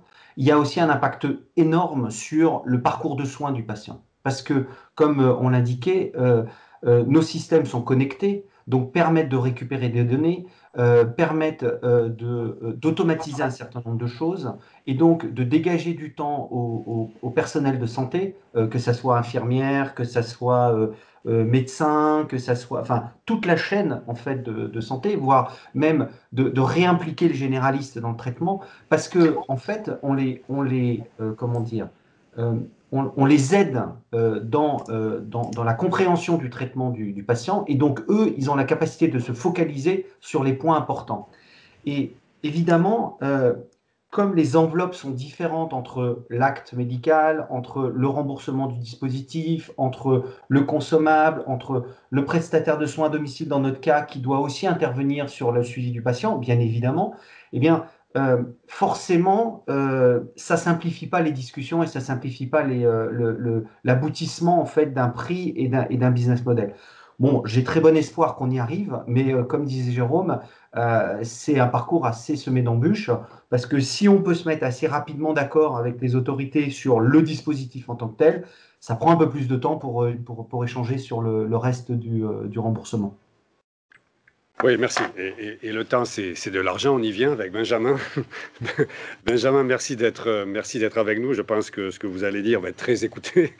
Donc, vous travaillez pour Kurma Partners, qui investit dans des startups en santé. Qu'est-ce que vous avez à nous dire? Comment vous pouvez nous exprimer les motivations que vous avez à investir? Qu'est-ce que vous attendez à la fois de ce qui a été dit par Dominique Pont, et qu'est-ce que vous attendez des startups quand vous pouvez les sélectionner, et quel est votre espace dans lequel vous intervenez? Oui, merci Christophe. C'est une vaste question que vous posez. Peut-être pour dire un tout petit mot sur Kurma Partners pour commencer. Donc Kurma, c'est un des fonds historiques de financement de la santé en amorçage en France. C'est un fonds qui existe depuis 2009, qui a commencé à l'époque beaucoup sur de la biotech, qui investit encore aujourd'hui beaucoup dans les sociétés de biotech et qui a développé aussi des véhicules d'investissement sur la santé digitale et le diagnostic. Donc moi, je travaille sur cette partie uniquement. Et notre focus dans ce domaine-là, c'est l'amorçage. Donc c'est vraiment au début de la vie des startups, c'est, disons, le premier tour de financement où généralement on va chercher des investisseurs professionnels, voilà, des gens qui font du capital risque ou du VC en anglais. C'est à ce moment-là que nous, on se positionne. Aujourd'hui, la santé digitale, c'est un marché en création. Donc il y a quelques boîtes qui sont un petit peu plus matures, dont font partie les intervenants qui ont parlé avant moi, mais il y en a pas beaucoup qui ont atteint ce niveau de succès et de maturité. Donc on pense nous qu'il y a beaucoup de choses à faire sur le début. Et puis c'est aussi là, par nos expériences et nos expertises au sein de l'équipe, qu'on est le mieux à même d'aider les sociétés. Oui, donc Benjamin, si, pour éclairer un petit peu l'ensemble de nos auditeurs ce matin, donc vous intervenez très tôt, et finalement, donc, votre œil est un œil quand même de spécialiste dans le domaine de la santé. Oui, alors j'espère. Hein, ce qu'on essaie de combiner, si vous voulez, c'est que finalement, le domaine de la santé et le domaine de la tech, au sens traditionnel du terme, c'est des domaines qui sont assez orthogonaux. Donc, en santé, on a une pression réglementaire qui est très forte, on a beaucoup d'intervenants, les médecins, les payeurs, les patients. Donc on est dans un univers assez contraint et assez conservateur. En tech plus traditionnelle, donc si je prends un exemple un petit peu extrême de la tech traditionnelle qui est celui du beurre, on essaie d'aller très vite, on casse l'existant et on préfère demander pardon que demander la permission. Donc un enjeu pour nous, c'est aussi un enjeu pour les startups, c'est d'arriver à trouver le bon dosage entre l'esprit santé et l'esprit tech. Donc on a un ADN chez Kurma, on a un ADN qui est assez santé, mais dans le fond santé digitale, on a tous investi déjà dans du digital, et donc on essaye de prendre le meilleur des deux mondes. Voilà. Je ne sais pas si ça répond à votre question. Mais... Si, tout à fait. Mais justement, pour aller un petit peu plus loin, est-ce que vous pourriez nous aider à segmenter finalement le monde des investisseurs avant que je puisse faire réagir les trois autres invités sur ce sujet? Généralement, quand les sociétés commencent, ce qu'on a classiquement comme structure, c'est les fondateurs, leurs familles, parfois leurs proches, qui mettent de l'argent dans la société pour faire les premiers pas et pour commencer à valider quelques hypothèses sur le modèle. Ensuite, il peut y avoir une levée de fonds avec des business angels, donc des gens qui sont généralement des personnes physiques, qui ont de l'argent à investir dans des startups, qui sont prêts à prendre du risque, et qui peuvent avoir du réseau, une expertise, une expérience particulière sur le sujet d'activité de la boîte qui leur donne un plus. Et puis ensuite, on va voir les investisseurs professionnels en cherchant, si on est un bon dirigeant, en cherchant ce qu'on appelle du smart money. Donc c'est-à-dire des gens qui ont de l'argent aujourd'hui, il y en a plein.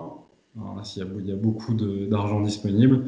Je pense que ce qui est important de trouver, et en particulier dans la santé, un secteur qui est vraiment compliqué, où on a besoin d'expertises différentes, c'est des gens qui vont pouvoir vous conseiller, vous soutenir, vous faire des introductions. C'est ça qu'il faut, quoi.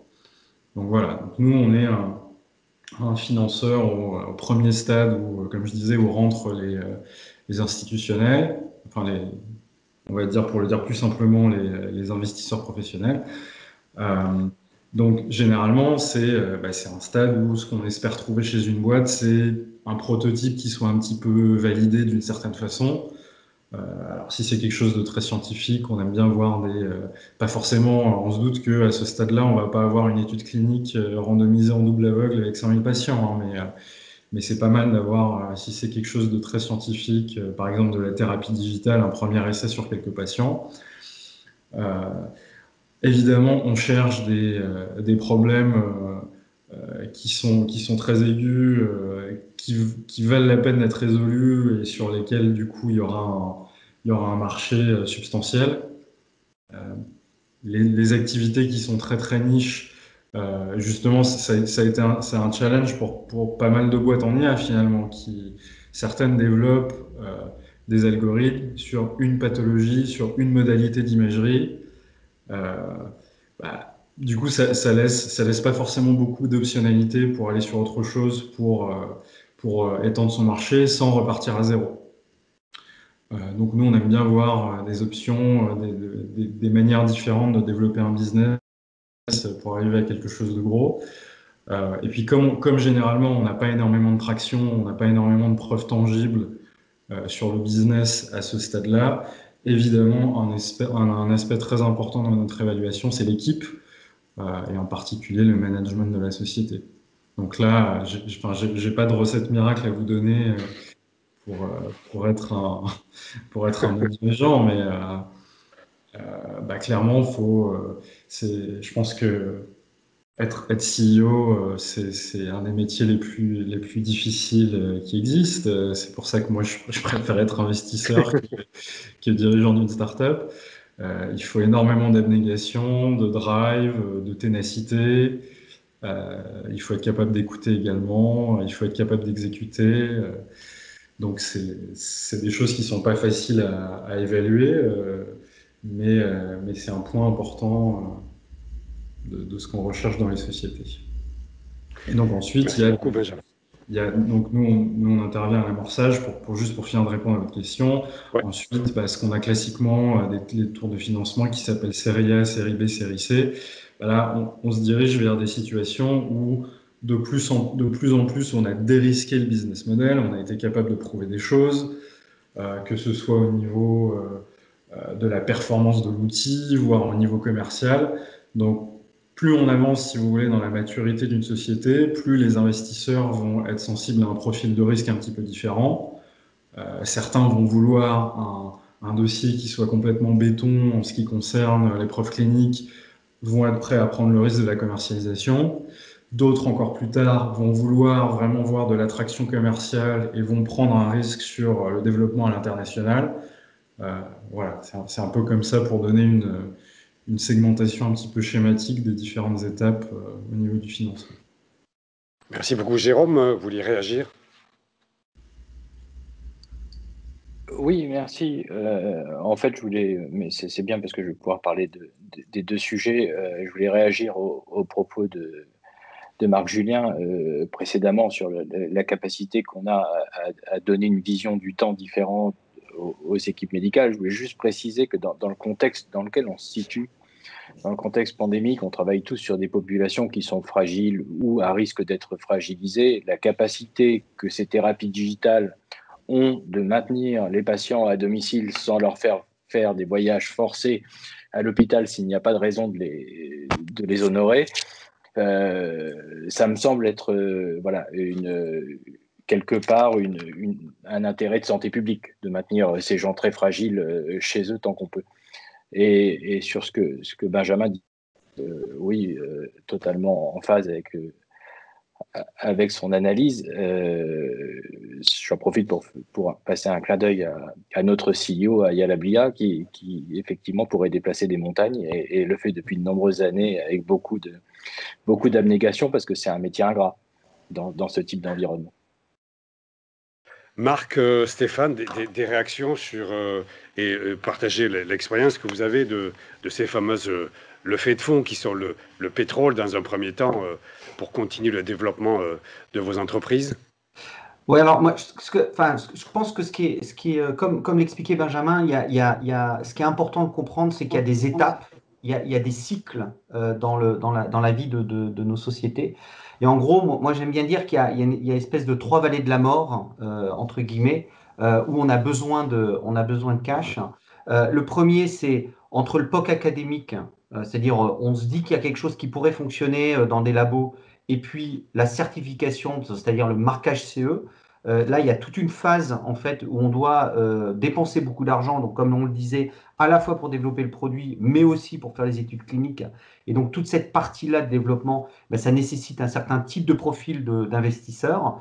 Puis une fois qu'on a le marquage CE, il faut avoir le remboursement, c'est-à-dire mettre en place le business model, mettre en place les relations commerciales avec les payeurs ou avec les partenaires qui vont nous permettre de commercialiser. Et là, c'est une deuxième étape où on a de nouveau besoin d'argent parce que ça prend du temps, comme on disait tout à l'heure, donc le temps c'est de l'argent, ça demande en général des compléments d'études cliniques pour aller convaincre la partie, les payeurs. Et enfin, il y a une dernière étape qui est toute la phase de commercialisation, qui est évidemment des risques très différents des premiers risques dont on a parlé. Et donc, ces 3 vallées de la mort qu'on doit passer, il faut qu'on trouve les bons investisseurs qui sont là pour apprécier le risque qu'on prend, qu'ils prendraient avec nous et qui sont prêts à faire le pari avec l'entreprise de se développer. Et puis aussi de faire un accompagnement, comme disait Benjamin, nous aussi on est très friands de smart money parce que sans cette smart money, en fait, on avance moins vite. Et pour vraiment avancer vite, il faut cette smart money. Alors, le petit point, moi, que j'aimerais ajouter à ça, c'est que ce qui manque aujourd'hui pour nous chefs d'entreprise, mais aussi pour les investisseurs, c'est la capacité de passer le relais entre les investisseurs. C'est-à-dire que souvent, vous avez des investisseurs qui viennent en seed et en série A, donc au début du projet, et qui, forcément, le risque qu'ils ont pris, c'est un risque de développement de produits ou de réglementaire, mais pas un risque commercial. Et la grande question, c'est comment est-ce qu'on fait pour, au moment où on va prendre ce risque commercial, accompagner la sortie d'un certain nombre d'investisseurs qui étaient là tôt et pouvoir faire rentrer d'autres investisseurs. Et en général, ce mouvement-là est pas forcément très simple parce que, évidemment, les nouveaux investisseurs qui arrivent pour prendre le risque commercial, eux, ils sont moyennement intéressés de ce qu'on appelle faire du secondaire, c'est-à-dire de racheter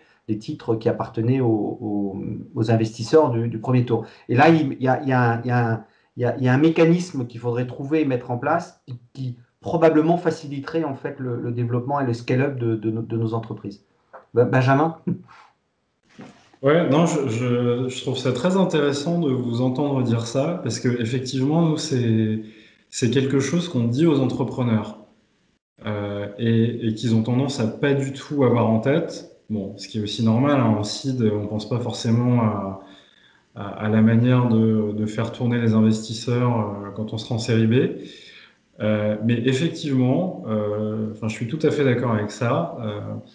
Dans la perspective d'avoir tout le temps du smart money, donc des gens qui ont le bon set de compétences pour vous aider en fonction de là où vous en êtes dans votre business, des gens qui seront aptes à vous aider quand vous êtes en phase de seed, voire série A, et des gens qui sauront comment on fait, comment on accélère vraiment du développement commercial et on va très vite à l'international, souvent c'est pas les mêmes. Donc voilà, je suis tout à fait d'accord avec ce que vous avez dit. Et nous, on est justement, il y a des investisseurs qui sont peut-être un peu réticents à sortir, qui arrivent tôt comme nous et qui sont un peu réticents à sortir avant. Tout le monde pense à l'IPO, l'acquisition à 100 millions de dollars, qui va faire qu'on va avoir une performance de dingue et qu'on va pouvoir frimer devant les copains. Donc il y en a qui sont aussi réticents à sortir à ces moments-là. Mais nous, on pense qu'il faudrait qu'il y ait un marché secondaire plus développé. Et peut-être que ça donnerait aussi donc quand on est un investisseur, on cherche des perspectives de sortie. On met de l'argent aujourd'hui, de l'argent que nous ont confié les gens, donc on a une responsabilité vis-à-vis de ces gens de faire fructifier leur argent. Et ça, que la valo d'une boîte augmente, c'est très bien, mais on aura fait fructifier l'argent une fois qu'on l'aura récupéré avec une plus-value. Donc c'est vrai que pour nous, investisseurs, voir aussi qu'il y aura des options de récupérer notre argent plus tôt que d'attendre finalement les introductions en bourse ou les acquisitions, ça peut prendre jusqu'à 10 ans. C'est intéressant pour nous d'avoir ça et ça donnerait peut-être aussi envie à plus de gens d'investir tôt. Et finalement, si vous regardez aujourd'hui ce qu'on fait nous, investir dans du seed en santé digitale, seed c'est amorçage, il n'y a pas tant de gens que ça qui le font en France, hein, et ça manque un petit peu. Oui, alors je vois qu'il nous reste 5 minutes avant de passer aux questions. J'ai envie de vous redonner la parole à chacun d'entre vous pour une conclusion en nous disant qu'est-ce qui aujourd'hui vous donne le sourire quand vous levez le matin sur ce marché des innovations digitales. Alors bien sûr en France, mais on l'a dit déjà depuis tout à l'heure, la France est un premier levier. Quand on est français, il faut être certifié et marqué, voire remboursé sur ce marché français. C'est plus facile ensuite de se déployer à l'extérieur. Et qu'est-ce que vous avez envie de passer comme message en guise de conclusion? Peut-être, je ne sais pas qui veut commencer, Stéphane, Benjamin. Moi, j'ai envie de passer, je peux commencer si tu le permets, Christophe. C'est juste de dire que ça reste une expérience extraordinaire, la santé digitale, il y a un marché extraordinaire devant nous.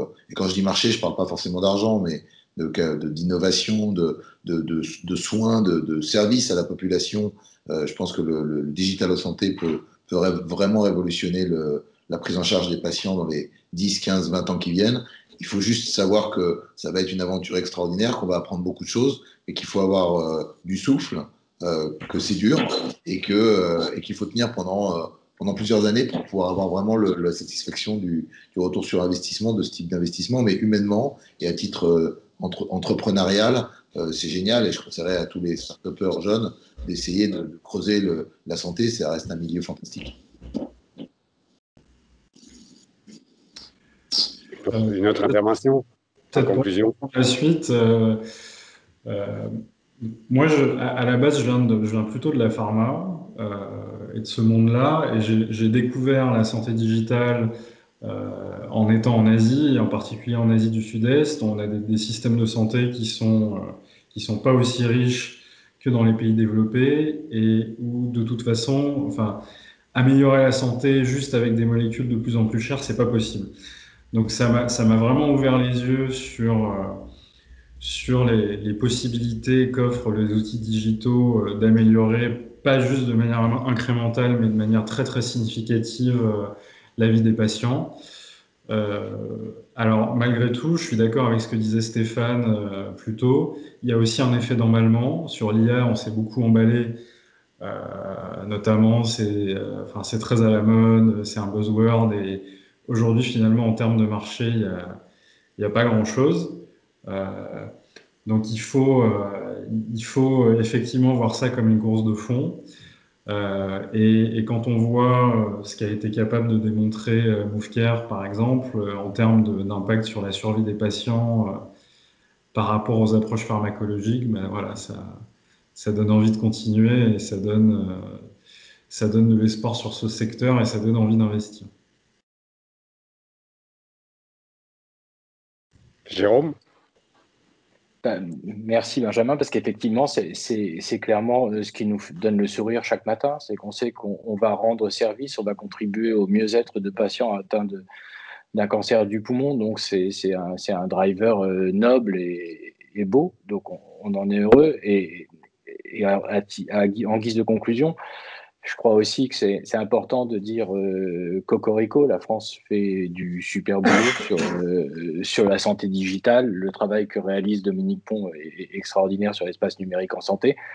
Et on est les seuls au monde à avoir une organisation aussi claire, aussi précise, aussi ambitieuse. Et ça fait du bien de se dire qu'il y a des choses qui fonctionnent très très bien en France. Oui, surtout en ce moment, où il y a quelques voix un peu négatives. Marc? Tu es en mute. Oui, donc je disais, nous, chez Diabloop et personnellement, moi, ce qui me fait sourire tous les matins, c'est les emails que je reçois des patients qui ont envoyé à 2h ou 3h du matin un email en nous disant qu'ils attendent notre dispositif pour leurs enfants parce qu'ils sont encore réveillés 2 ou 3 fois cette nuit pour vérifier que tout allait bien, et ils savent que, parce qu'ils ont fait des essais cliniques, ils savent que quand on leur redonnera le système, eh ben, ils pourront dormir tranquillement, et toute la famille pourra dormir tranquillement, et ils seront rassurés sur la vie du patient. Donc, voilà, c'est ça, moi, qui tous les matins me donne la niaque, me donne envie d'aller encore plus vite, de bouger les montagnes, de trouver des solutions pour amener ces outils le plus rapidement possible auprès des patients. Et je pense que tous les entrepreneurs, et d'ailleurs tous les gens qui travaillent dans nos entreprises, c'est ça qui les motive. Et c'est ça qui, je pense, donne de la valeur aussi à nos entreprises. C'est que les gens y viennent aussi parce qu'il y a un sens et il y a une valeur qui est évidente pour la population. Et oui, il y a un business, mais il y a surtout des patients. Et moi, l'enjeu, ce sur quoi je travaille et ce sur quoi je réfléchis beaucoup, c'est ce que j'ai commencé à ouvrir et dont on échange, sur quoi on échangeait avec Benjamin, c'est que je trouve qu'en France, on est très très bon pour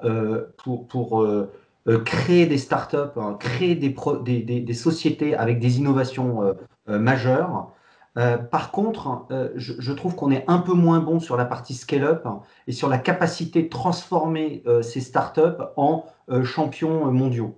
Et je ne sais pas pourquoi, mais on a ce step à passer et trop souvent, nos startups, elles sont rachetées par des grands groupes américains et on n'arrive pas à transformer l'essai et c'est vraiment frustrant et c'est vraiment dommage. Et je pense qu'un des sujets, c'est celui qu'on évoquait avec Benjamin qui était le scale-up, la capacité de faire du scale-up. Mais voilà, donc moi, c'est ça qui m'interroge. Et nous, Diabeloop, on est clairement dans ce moment-là et on est clairement en train de s'interroger de comment on fait pour se transformer d'une société qui a développé un produit en une société qui va commercialiser et qui va réussir à être champion du monde dans son métier. Voilà. Si. Est-ce qu'on a des questions? Je crois que c'est le moment de l'ouverture aux questions.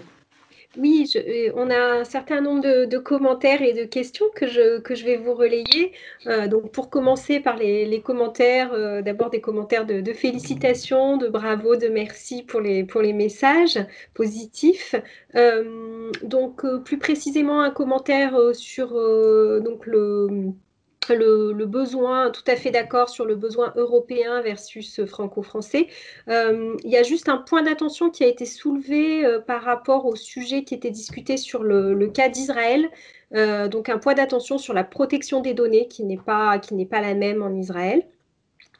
Et donc ensuite, des questions plus précises. Donc, que fait l'Europe pour tenter d'uniformiser les processus d'accès au marché ? Merci de poser la question. C'est une bonne question, je vais vous la renvoyer, monsieur. Non, mais je pense que, pardon, Marc, je pense que c'est une excellente question. Et je pense que c'est un des sujets qui fait que c'est des boîtes américaines qui nous rachètent. Pourquoi? Parce que autant on a relativement homogénéisé la partie réglementaire, c'est-à-dire que le marquage CE, c'est un marquage qui donne une autorisation de commercialiser sur l'Europe.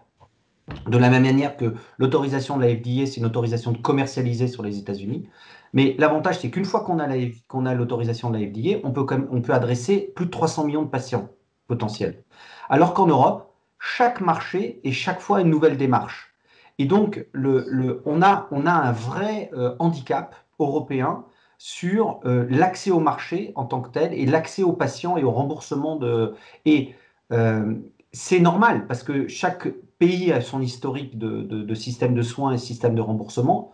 Pour autant, je pense qu'il y a un vrai sujet d'essayer d'arriver, pas d'homogénéiser parce qu'on ne pourra pas, mais au moins de rendre cohérents ces différents sujets. Et lors du HTID qui avait été organisé par France Biotech en octobre, la ministre de l'économie, donc Agnès Pannier-Runacher, avait dit qu'il y avait une initiative qui était en train de démarrer en Europe sur cette thématique, de voir comment effectivement essayer de simplifier ces démarches-là. Mais pour le moment, aujourd'hui, il n'y a pas cette capacité d'adresser d'un coup tout le marché européen. Et c'est une très très bonne question. Alors, juste pour... Excusez-moi, allez-y. Pardon. C'est juste... Ouais. Jérôme ? Oui, c'était juste pour rebondir sur ce qui se passe en Europe. Effectivement, c'est pas encore je ne suis pas sûr que ce soit très proche d'être uniformisé.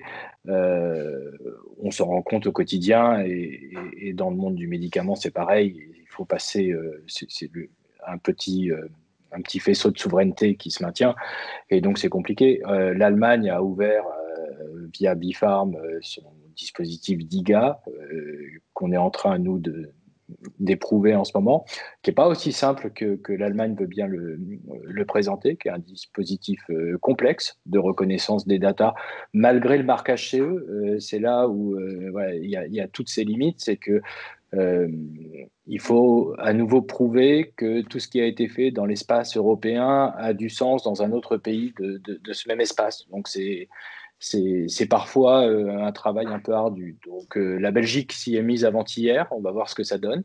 Néanmoins, voilà, ça ne reste que des initiatives localisées.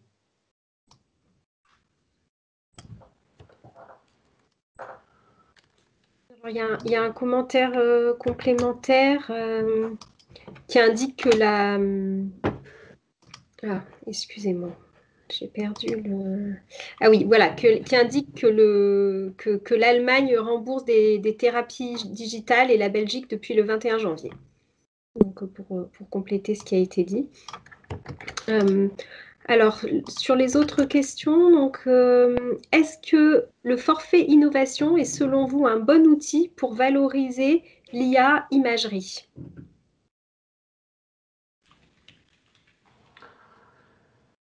Je sais. En tout cas, alors, puisque nous, la question du côté de l'IA, moi, je peux y répondre.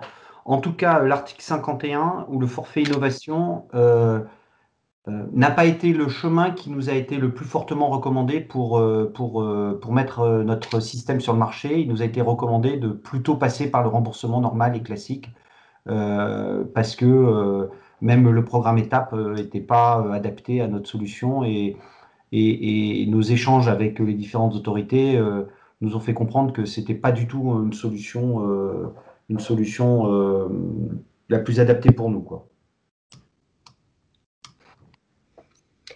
Alors, on a une question pour Benjamin.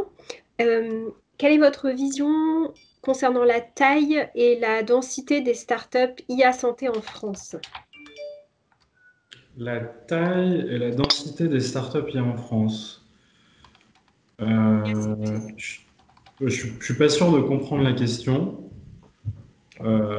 Sur la taille, je pense que là, pour le coup, c'est pas vraiment une question d'opinion. La plupart sont encore petites. Disons qu'il y en a qui ont fait certaines démonstrations de performance en termes de sensibilité et spécificité.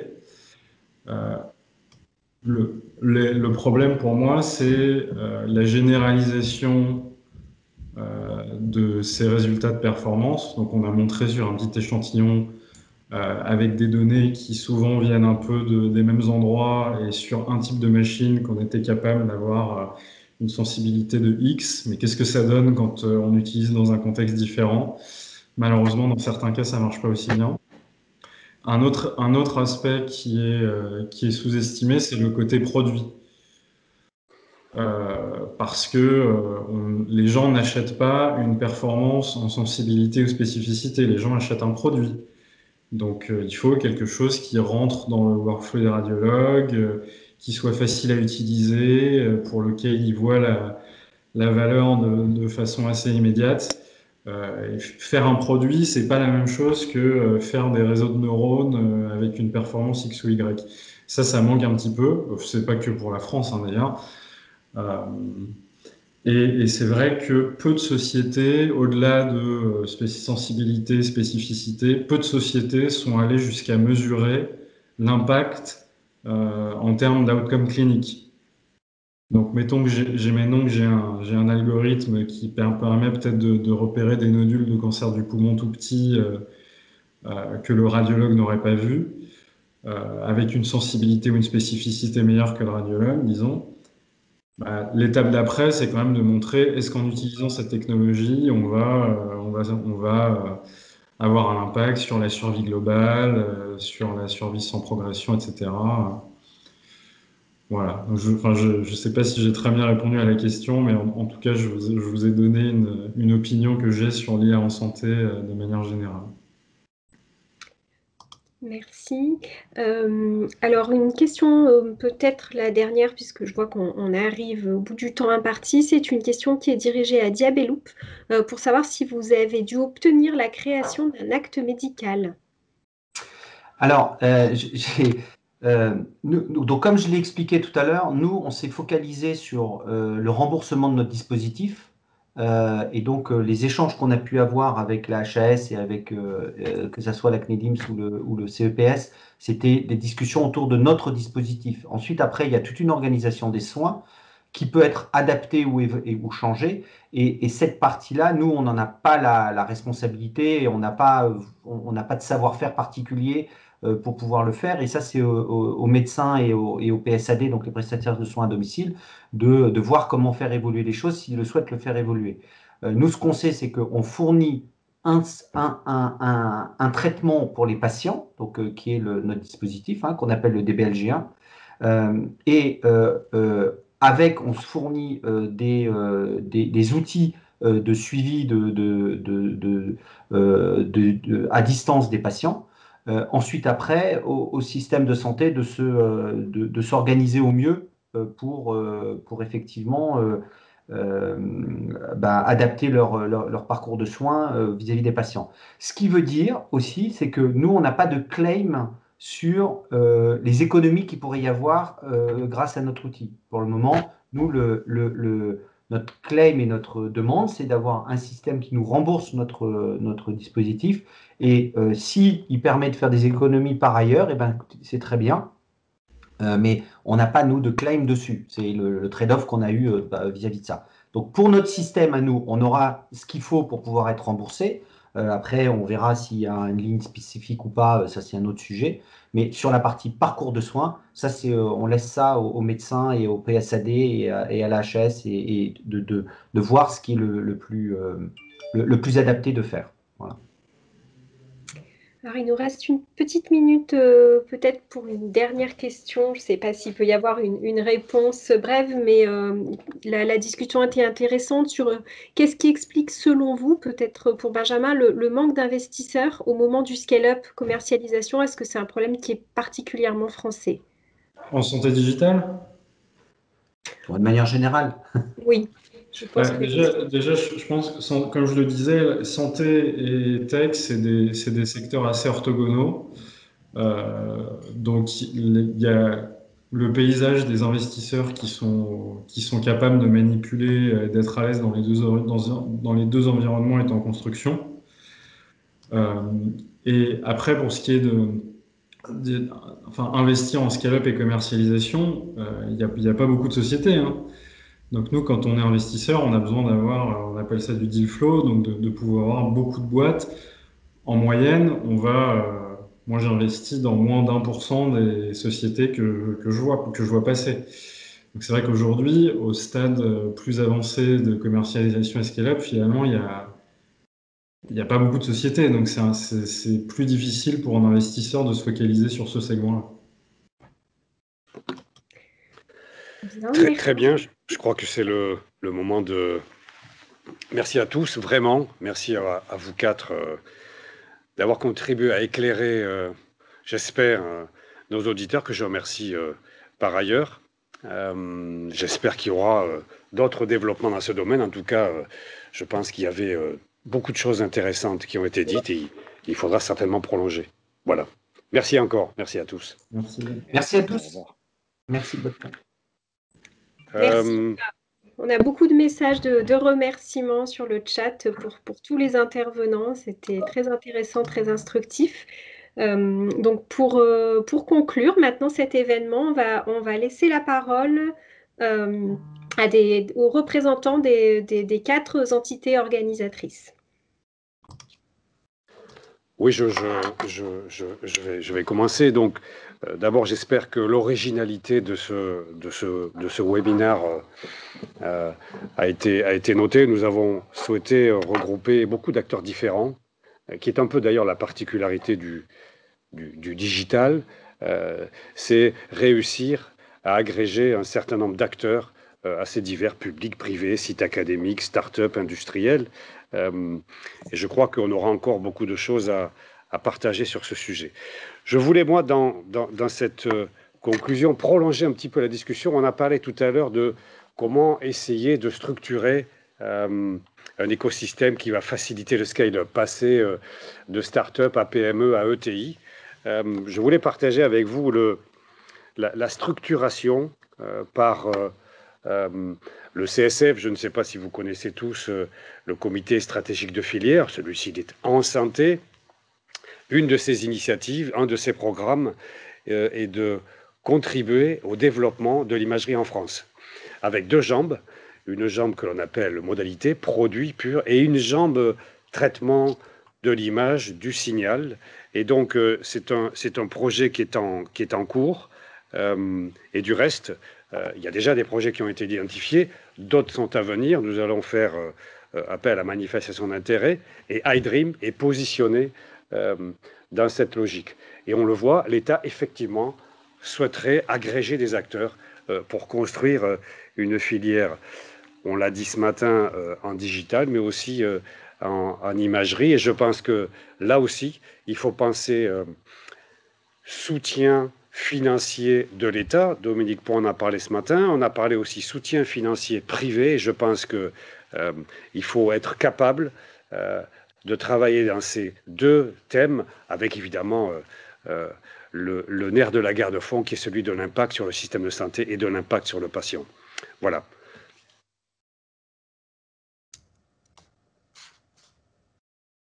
Alexandre, je crois que oui. C'est ton tour. Merci Christophe. Avant tout, donc, je souhaitais remercier tous les intervenants pour la qualité de leurs propos et les échanges. Un grand merci aux participants également et à toutes les équipes qu'on ne voit pas et qui ont fait que ce webinaire soit un succès. Donc, merci à toutes et à tous. Donc, cette matinée, elle illustre assez bien comment les pôles de compétitivité interviennent pour jouer un rôle majeur dans le maillage territorial et le maillage national, et bien sûr dans l'émergence de projets collaboratifs, hein, et iDream en est la parfaite illustration, le montage, donc la recherche de partenaires, la recherche de financement, et bien sûr le financement en vue du déploiement de ce type de projet. Donc les pôles de compétitivité apportent leur soutien aux projets structurants pour la compétitivité qui contribuent, comme ça a été mentionné par Christophe, à renforcer la filière nationale de l'imagerie médicale. C'est un enjeu majeur encore aujourd'hui, avec effectivement le sujet des modalités et le sujet de l'analyse d'image et de l'intervention de l'intelligence artificielle. Les pôles de compétitivité restent à votre disposition pour vous accompagner dans vos projets et surtout, par rapport à iDream, à faire le lien entre vous, start-up, PME, ETI, chercheurs, cliniciens qui souhaiteraient être mis en relation avec cette plateforme iDream. N'hésitez pas à nous solliciter. Et vous voyez sur cette slide le lien pour contacter iDream et être mis en relation. Merci à vous et je passe la parole à Alexandre.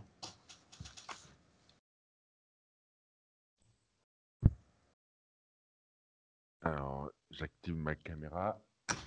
Voilà. Bonjour à tous. Bon, déjà, merci à tous pour votre participation et aussi également aux intervenants pour les échanges de qualité. Moi, rapidement, voilà, pour conclure, on constate vraiment que l'IA est de plus en plus intégrée dans cette technologie et qu'on va avoir un cadre réglementaire qui va être vraiment très important en France, avec justement l'Europe et la France font partie des plus protecteurs au monde sur ce sujet. Donc, l'objectif, ce sera de se mobiliser avec des acteurs d'excellence pour garder l'humain justement au centre du processus d'imagerie. Il sera également important de diffuser ces innovations pour opérer des changements dans ce secteur. Et tout ça, bien sûr, pour le bénéfice du patient, des praticiens et du système de santé. Je vais laisser du coup la parole maintenant à Kevin pour la toute fin. Merci Alexandre. Du coup, oui, juste pour conclure définitivement, cette fois encore, merci à tous les intervenants pour ces échanges à la fois instructifs et passionnants. Peut-être juste pour compléter, on a parlé du sujet du financement, rappeler qu'il y a des guichets qui émergent depuis quelques années maintenant sur le financement, notamment de l'innovation en santé et sur l'intelligence artificielle. L'année dernière, il y a eu des opérations autour du grand défi de l'intelligence artificielle pour le financement notamment de phases de validation clinique. On le voit dans le PIA 4 aussi, une émergence d'un axe stratégique sur la e-santé. Il y a des guichets aussi au niveau européen qui émergent, notamment au niveau des Digital Innovation Hub. Donc voilà, donc il y a aussi des opportunités de financement non dilutifs pour accompagner ces projets d'innovation. Et pour compléter ce que disait Alexandre Dacosta, effectivement, les pôles se tiennent évidemment à votre disposition pour identifier, travailler et vous accompagner sur ces projets. Voilà, encore merci en tout cas à tous ceux qui ont contribué, participé à l'organisation de ce webinaire.